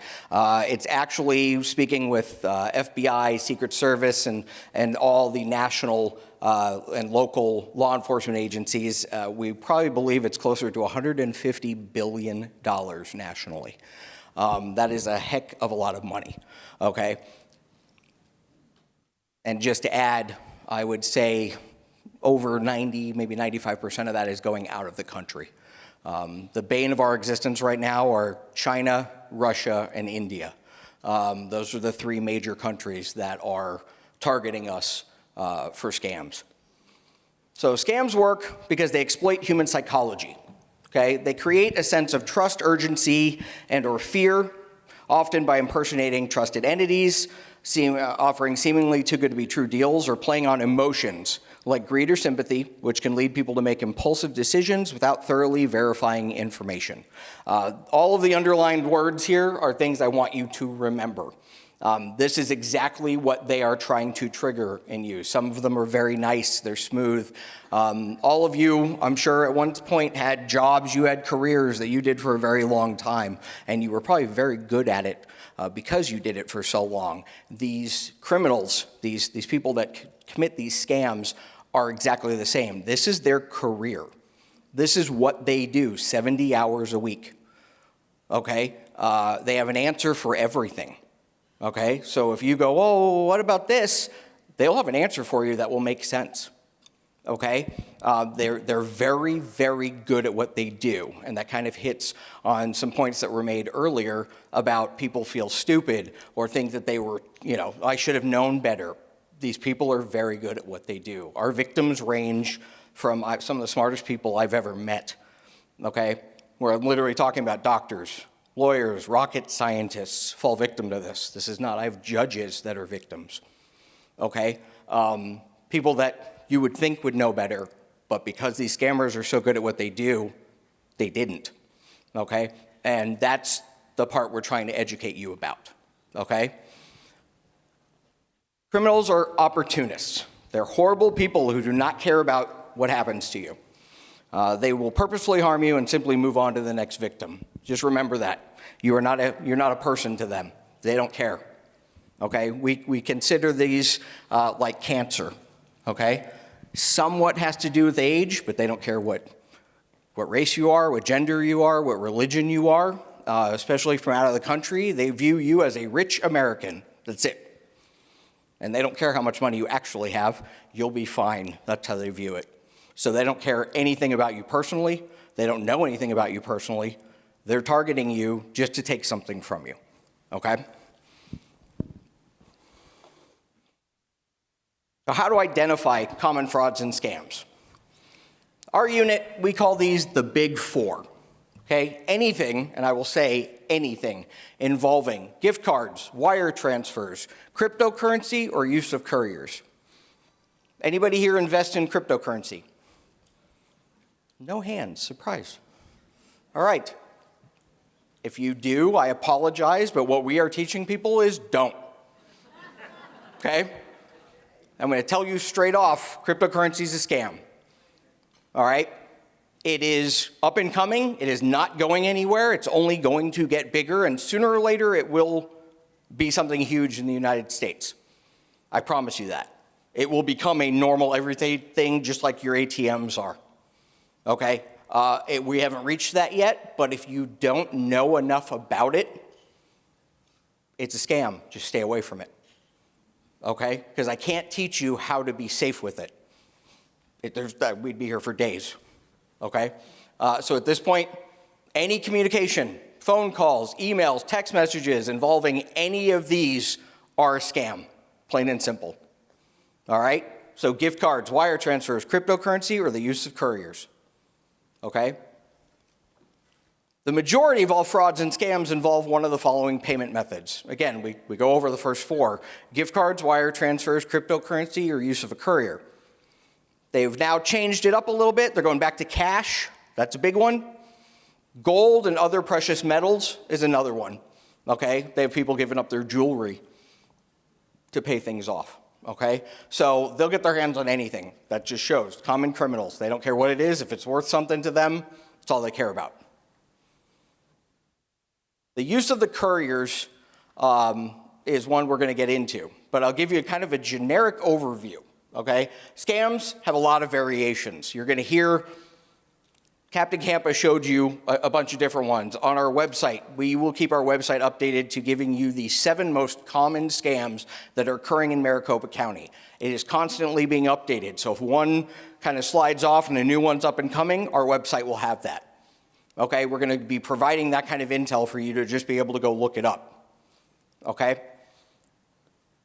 Usually all begin with a phone call, an email, or a text message, some way of getting a hold of you. That's the easiest way to do it.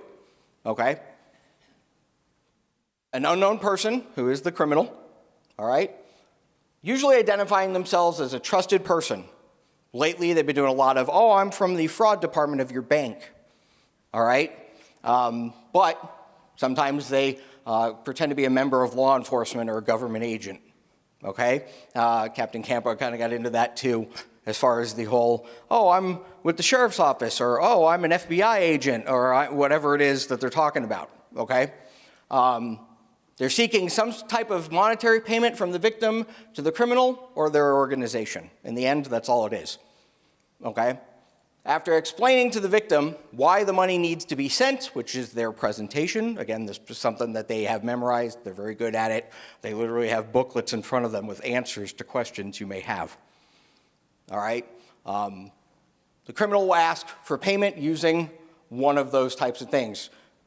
Gift cards, wire transfers, cryptocurrency, use of a courier to pick up cash, gold, or other precious metals.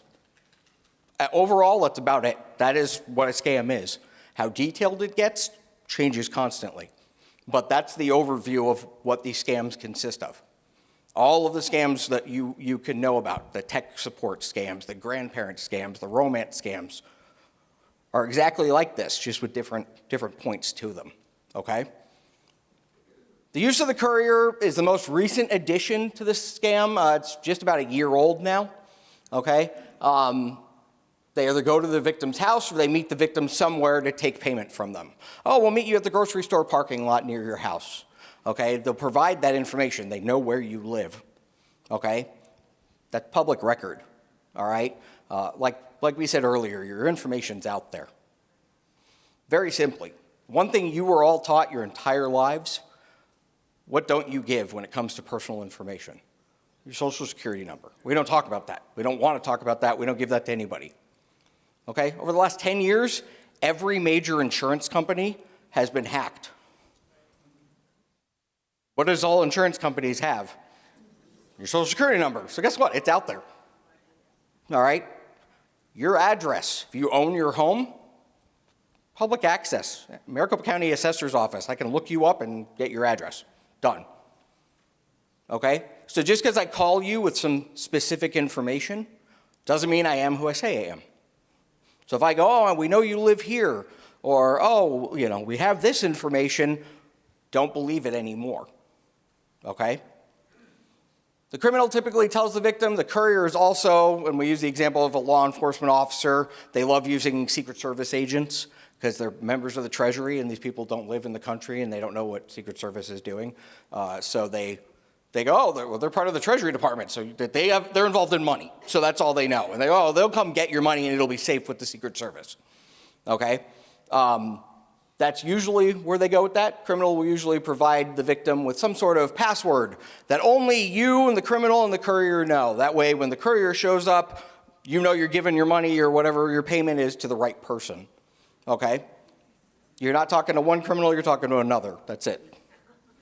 All right? The courier will arrive, provide the victim the password to make sure that they're the correct person, money, whatever it is, payment gets handed off, and they're gone. And that's it. Okay? So luckily, to this point, nobody has been hurt, but it's only a matter of time. That sooner or later, that courier is going to go, you're handing me how much?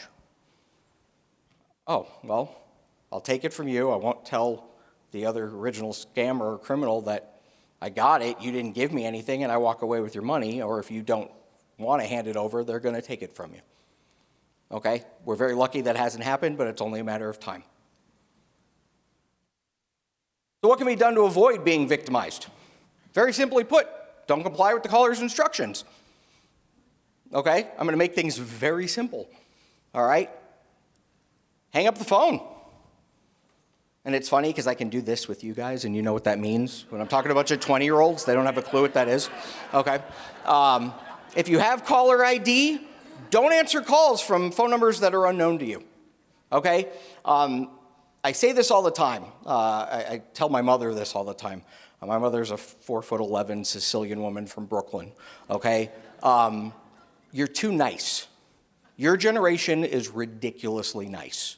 And that's unfortunately being used against you, okay? Growing up, even in my house, okay? We had a phone on the wall in the kitchen, okay? And during that time, if you got a phone call in the 60s, 70s, 80s, somebody was meant to call you, okay?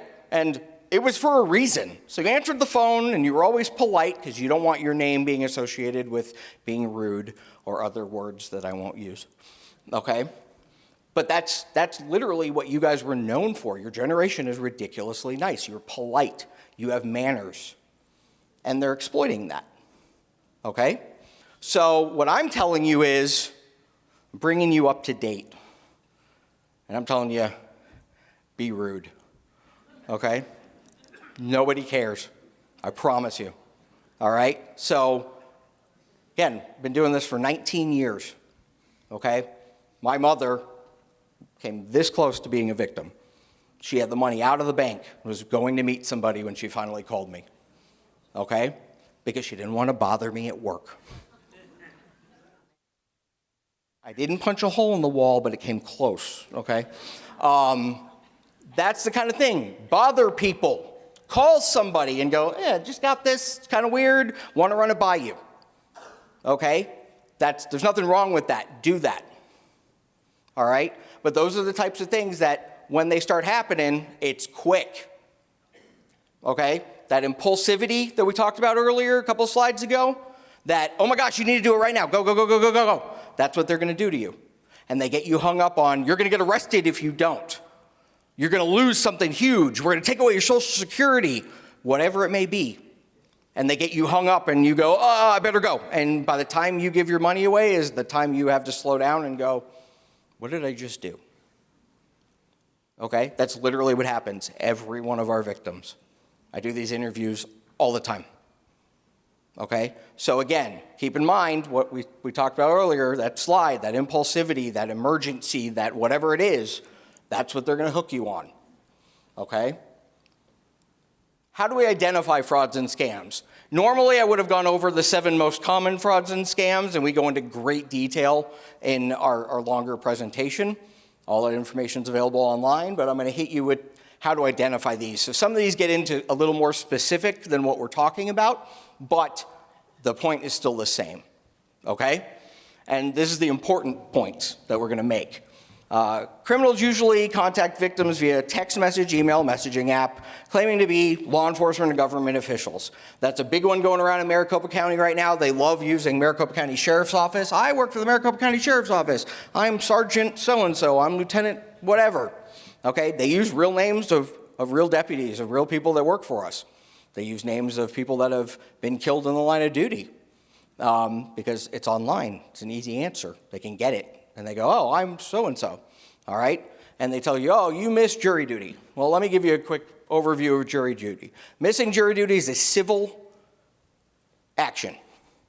If you miss jury duty, you cannot be arrested for it.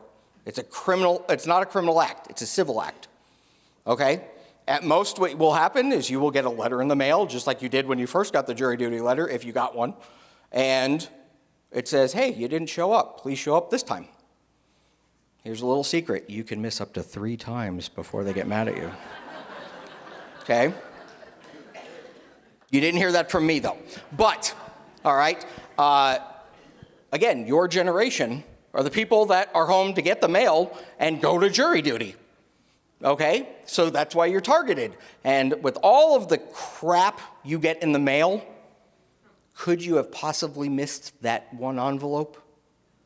Yeah. And you go, oh, did I miss it? Oh my gosh, maybe I did. Okay? And that gets you nervous. And they go, well, you can pay a fine or we got a warrant for your arrest. We're going to come get you. And I'm going to assume the majority of you in here are not convicted felons. There's a couple of you I kind of but I'm not allowed to profile, sorry. But at the same time, all right, that's the idea, okay? So that entire thing is you want to kind of keep your record, right? You've done it for this long. I want to stay clean and stay out of jail. So you kind of go, oh, maybe I did. Well, what do I need to do to not get arrested? Oh, well, you just pay with gift cards, wire transfers, cryptocurrency, or we'll send somebody to come get your stuff, okay? Let me tell you real quick. I love you guys. You're not special, okay? We do not call you if you have a warrant for your arrest. I don't know what you see on television, but when I worked with our SWAT team, we didn't call the day before and go, are you going to be home at 5 a.m. when you kick your door in? Okay, because I want to make sure you're going to be there when we show up. We don't give you the warning. We just show up and kick your door in, okay? So anyone calling and saying, oh, we work for the sheriff's office, we want to verify this with you, is not true, all right? There are 4.7 million people living in Maricopa County right now. Last count we had were 50,000 plus active warrants. I will let you take that into consideration when you think of the number of people we have working for us, that we were just sitting around calling all of those people to tell them they have warrants. We've got better things to do, okay? So that's not happening, never will, from any law enforcement agency. So if you get a call like that, it's fake.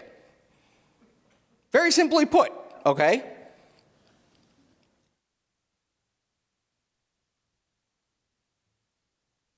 So when will law enforcement call you? Well, if you've already contacted us, okay? If you've called and you've made a report with District 3, you call and you talk to our dispatcher and you say, yes, whatever, my neighbor, his house is, looks like it's been broken into and he's out of town, whatever the excuse may be, okay? And we're gonna come out and talk to you. If you get a phone call from a deputy, we're going to give you the information you already provided to our dispatcher. We're going to give you the report number that they're going to provide you. That's not public record yet, because the report hasn't been written. No one else is going to know that, okay? That's the time where we're going to call, and we're going to talk to you, and you could probably believe that it's us, all right? I do that because by the time you call and you make a fraud report, and a deputy comes out from the district, and they take that report from you, and then it gets sent up the chain and it gets assigned to me as a detective. So I get your report and I go, oh, okay. And I'll call you and I'll say, hey, you called on this date, you spoke with this deputy, you reported this information. I'm calling you, I'm the case agent now, or it's been assigned to me as the detective. Is that good enough? I'll be honest with you. If you don't want to believe it, don't. I will go as far as coming out and meeting you face to face, and I will have my ID and my badge. And even then, can you get this kind of stuff? Can you fake this? Sure.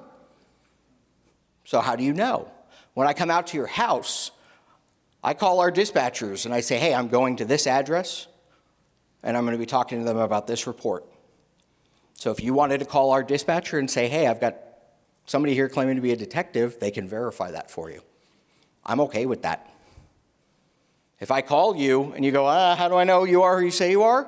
I'll have a marked unit come to your house and show you, hey, this detective's trying to get a hold of you. Please call them back. Nothing wrong with that if you need to protect yourself that much. I don't have an issue with it, and I'm the one trying to get a hold of you. Okay? So keep that in mind, but if you need to protect yourself, we're good with that.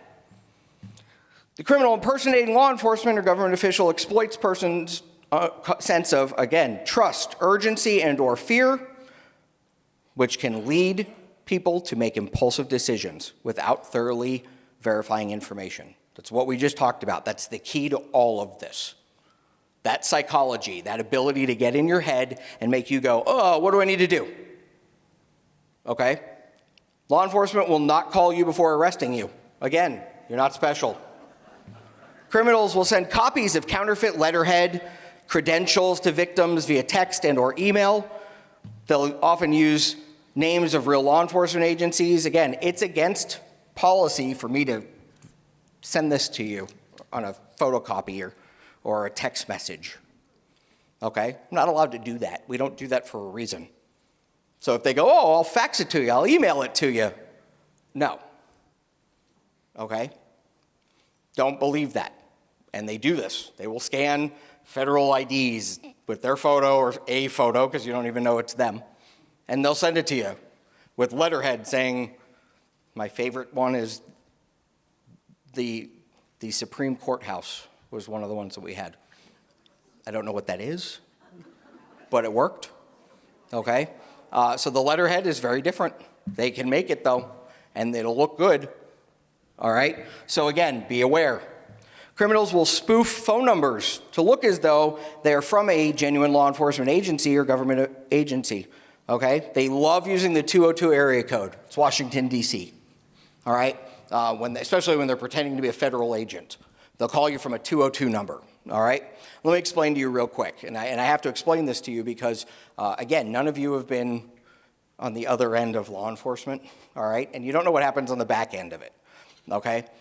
Every major city has a bureau of the FBI, the Secret Service. All these federal agencies have an office in every major city, okay? The local bureau that is the ones who are going to be investigating you if you live in Arizona. The Phoenix Field Office is what they call them. They're the ones who are going to be investigating you. No one from Washington, D.C. is watching you. Nobody has a clue who you are or what they're doing, okay?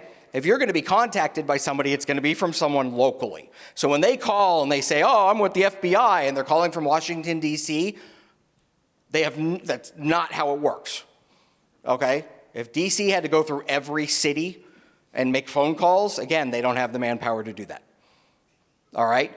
So immediately look at that and go, that's fake. Every phone number they use is fake. That's what they do. It's very simple to do, okay?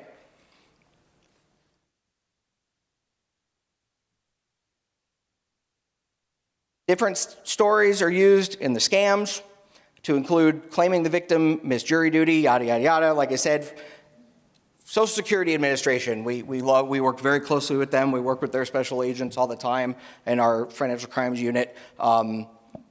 They will not call you for that kind of information. Neither will the courts.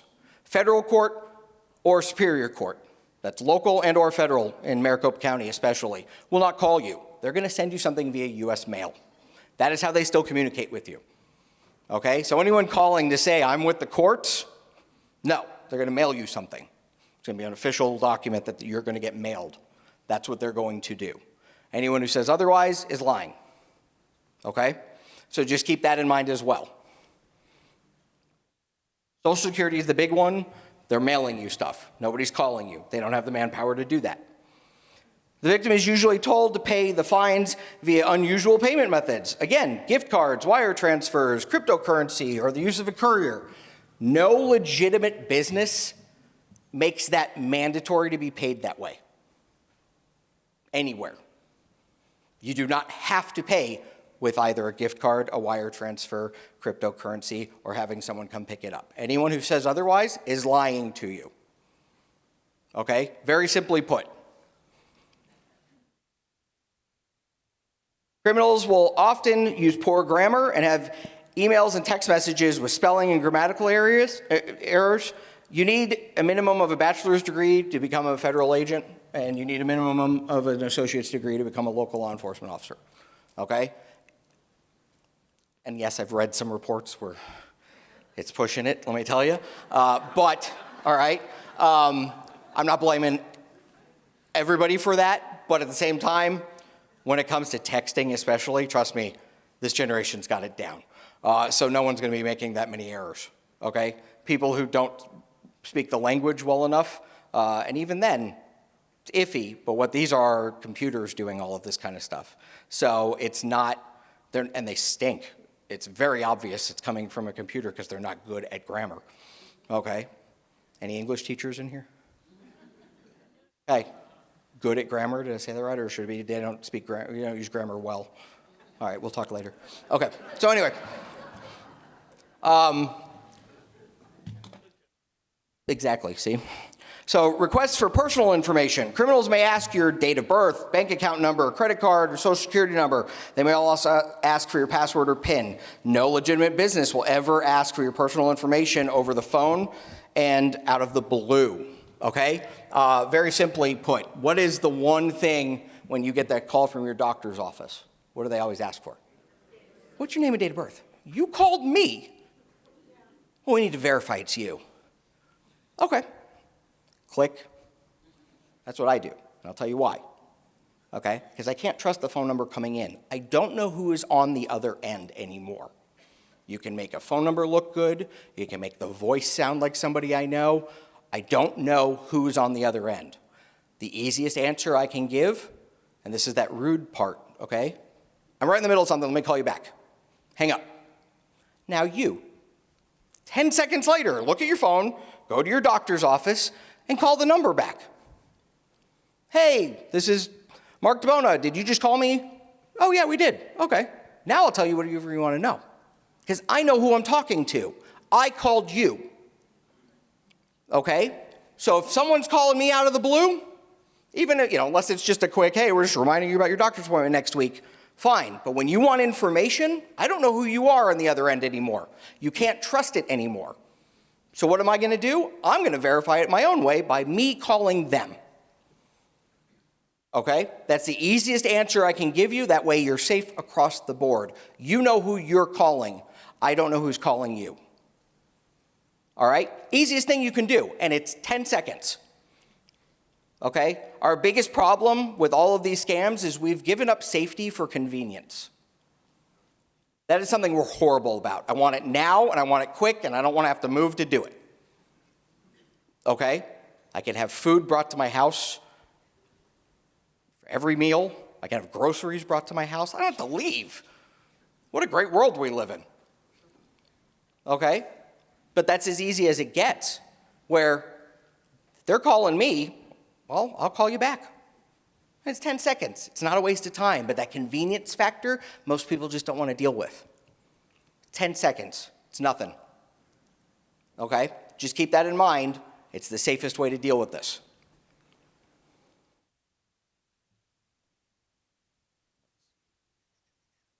Prevention tips to protect yourself from frauds and scams. So again, we're going to hit a lot of repetition, all right? No law enforcement or government agency will ever call, email, or text you and ask you for money or payment for anything.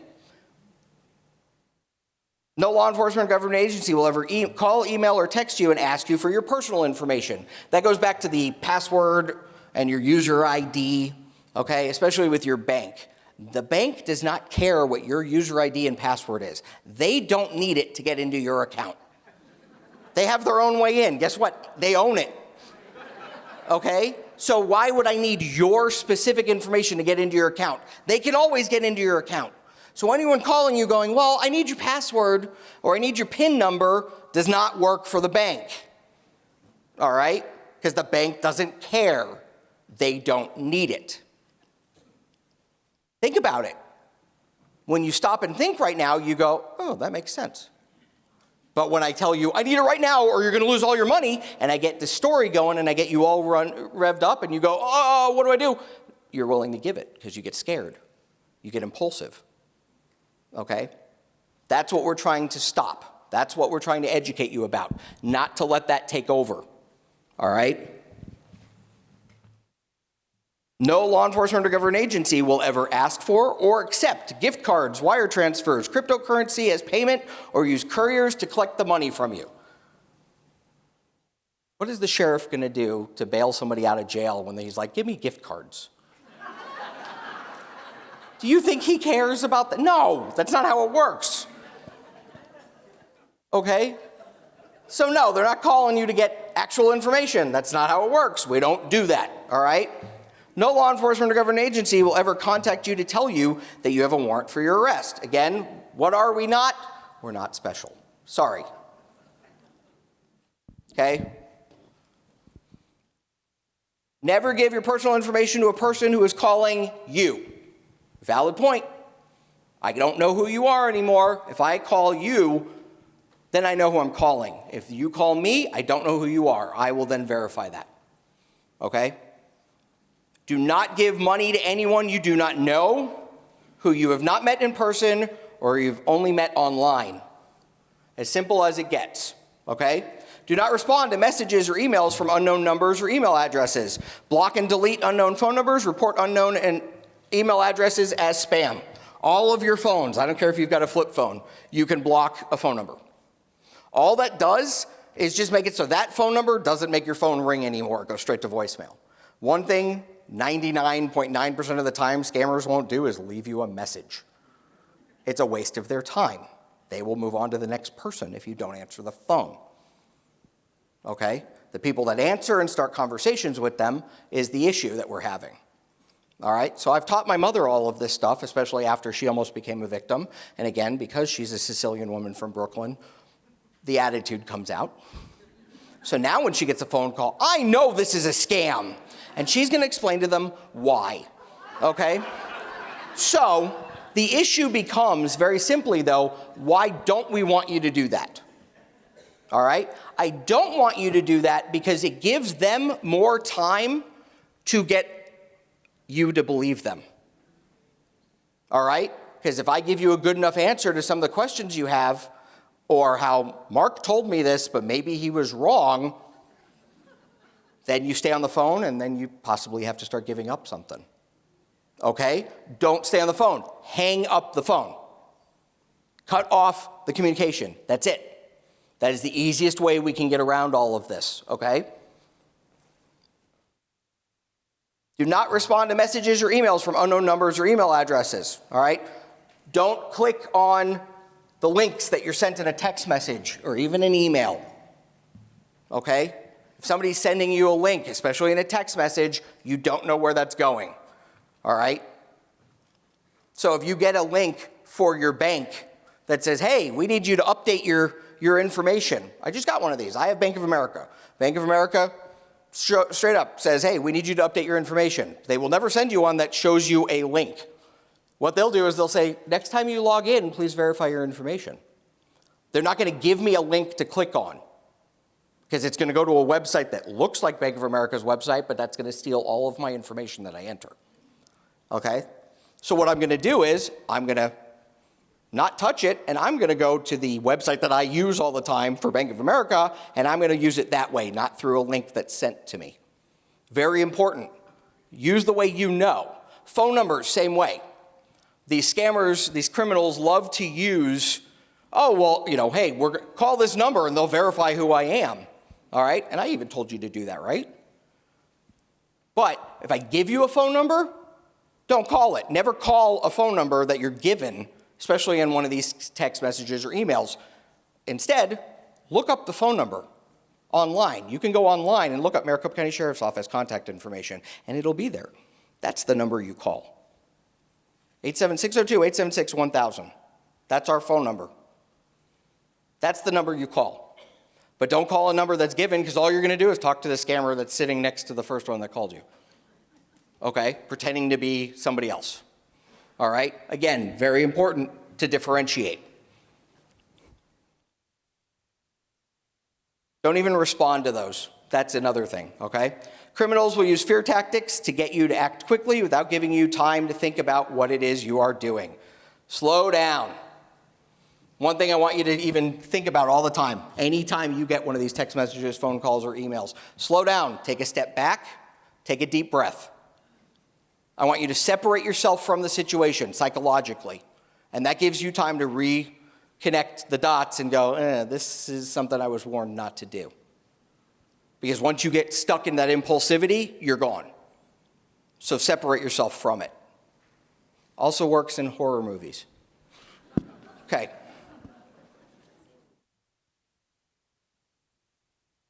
Talk with your friends and family. We discussed that. Ask questions. Talk to people you trust and know. And say, yeah, what do you think of this?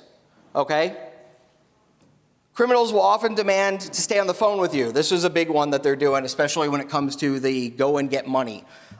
Anybody here work for banking industry? Ever? Okay, we got a couple people, all right. Banks are businesses, people. Okay? A bank there will never be a time a bank calls you and goes, you better get your money out of here. Okay? Very important. But that's what ends up happening in these scams. Oh, your account has been been hacked, someone is using it for illegal activity, and if you maintain your money there, what we're going to do is we're going to connect you to the, between racketeering, drug trafficking, whatever they come up with, whatever the excuse is. So if you get your money out now, we're going to send a Secret Service agent to come get your money. Okay? That's how these scams work. That's exactly what happens. What I'm telling you is a bank will never tell you to take your money out of the bank. Okay? That's what the FDIC is for. Your money is insured while it's there.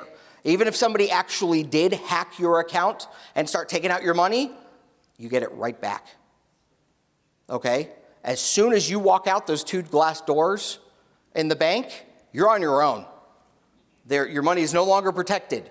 You could literally get jumped in the parking lot, and they're not going to give you any of your money back. Okay? Your money is good in the bank. It's safe. It's insured. That's a safe place for it. Anyone telling you otherwise is lying.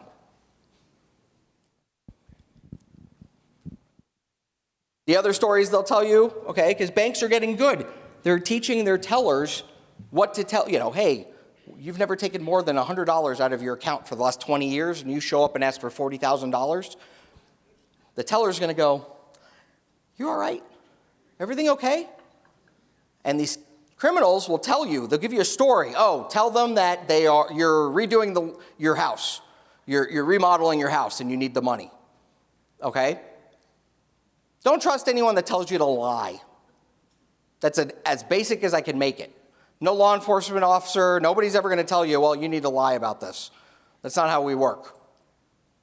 Okay? So keep that in mind as well. All right, I got to blow through these because I'm out of time. You can protect yourself from most scams by being suspicious of any unsolicited emails, text messages, phone calls, and/or social media. Check each website's URL to make sure it's legitimate and secure. The site from which you purchase items should have https://. If it does not have that S, it is not secure. Do not put your credit card information into that website. Very, very important. Never give or send any personal identifiable information, gift cards, wire transfers, or anything to anybody you don't know. All right? Let's just do it that way. It's as basic as I can make it. Make sure all your computer antivirus and security software and malware protections are up to date. Use reputable antivirus software and firewalls. I will bet, even some of you who are in the computer industry, can anyone here tell me what your antivirus looks like on your screen when it catches a virus? Nope. I don't have any hands, okay? That is your homework for tonight. Go home, get on the internet, look at whatever antivirus software you have, and say, what do you do? What does it show when you catch a virus? Okay? Because if you don't know the alert it's going to give you when you do get that pop-up window with the flashing lights that go, oh my God, you've got a virus, and then it's like, call this number immediately, you're calling a scammer. Okay? But if you know what to expect, you'll also be able to see the little X on the top right of that pop-up window, and you just click on that and go right back to whatever web page you're looking at. Okay? But I want you all to know. So if you Google your antivirus software and what it looks like for when you get a virus, then click on images, and it will actually show you a screen, and it'll show you what little thing pops up. Usually it's a small screen in the bottom right hand of your side of your corner of your monitor, and it'll say, virus blocked. And that's it, and then it goes away. It's doing its job. It's never going to alert you that you've been hacked because it wouldn't know if it couldn't catch it. So if you make sure it's up to date, it's not going to freak out. You're not going to get a virus if your virus software is up to date. And if you do, your virus software won't know you got it. You see what I'm leading to? Okay? So you're never going to get those pop-up windows. Those are all fake.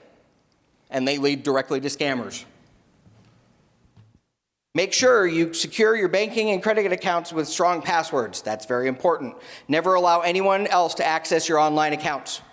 That's huge. Anyone who wants to, let me, give me this information, or hey, I'm going to send you go to this website, download this information, and it allows me to see your computer. Okay, they call that mirroring. I live in North Phoenix. My mother lives in Chandler. It's a 45-minute drive. It's a pain in the butt for me to have to drive 45 minutes to go there to something that I can fix on her computer in 2 minutes and then drive home. So yes, she can give me that access. Don't give it to anybody else. Okay? Anyone who tells you you need to download something, it's a scam. Never do it. Routinely check your credit card and bank account statements. Your generation is great at that. Okay? Kids today don't even know what a bank account is. All right? So here's your reminder. Do not give your money or personal information to people you do not know or have not met in person. Criminals deliberately create a sense of urgency and panic within your victims to convince them to act immediately. Slow down, step back, take a breath, and think. That is the key to this. No matter how the conversation starts, whether it's a phone call, a text message, or an email, if it ends with someone asking for, demanding, or advising you to withdraw your money from the bank, it's a scam.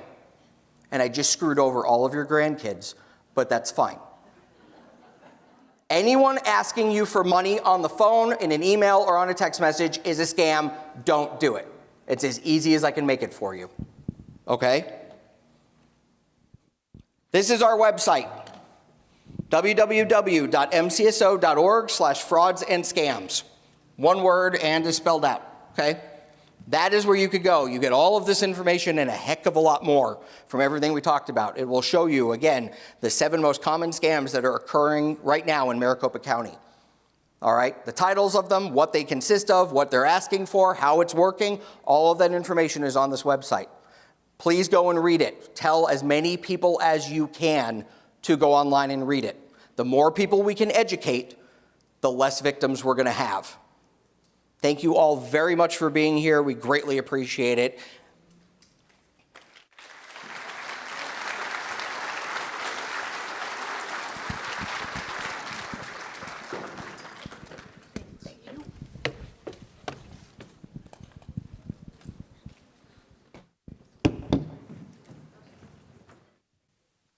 That was fantastic. We will send that out via our email system, and we'll also post some links on our website. A couple things, just one of the things I wanted to get a feel for in the community about, when Supervisor Lesko mentioned that we're talking about a door-to-door ordinance. How do you feel about that? Okay, that's what I thought, because we get a lot of complaints in our office. I want to thank all the speakers today. I did not mention my staff. My staff that serves you is phenomenal. Showa would not be what it is today without the staff that we have. So, hopefully you can stop by our table, meet a couple of them. Also, thank you to Alan, who videotaped all this. So we'll be sending that out. We'll have that on our website. They set up coffee for us. We didn't ask for that, but they did that. How sweet. They set up all the chairs. So thank you to the RCSC staff and personnel for getting us ready for this. Earlier, I mentioned the new resident orientation. I think on our slide, we said that it was on the 9th, but it's actually on the 7th. So if you show up on the 9th, you'll be 2 days late, right? So it's on the 7th. Be sure to visit the tables for any of your questions, and thank you guys so much for coming. I really appreciate it.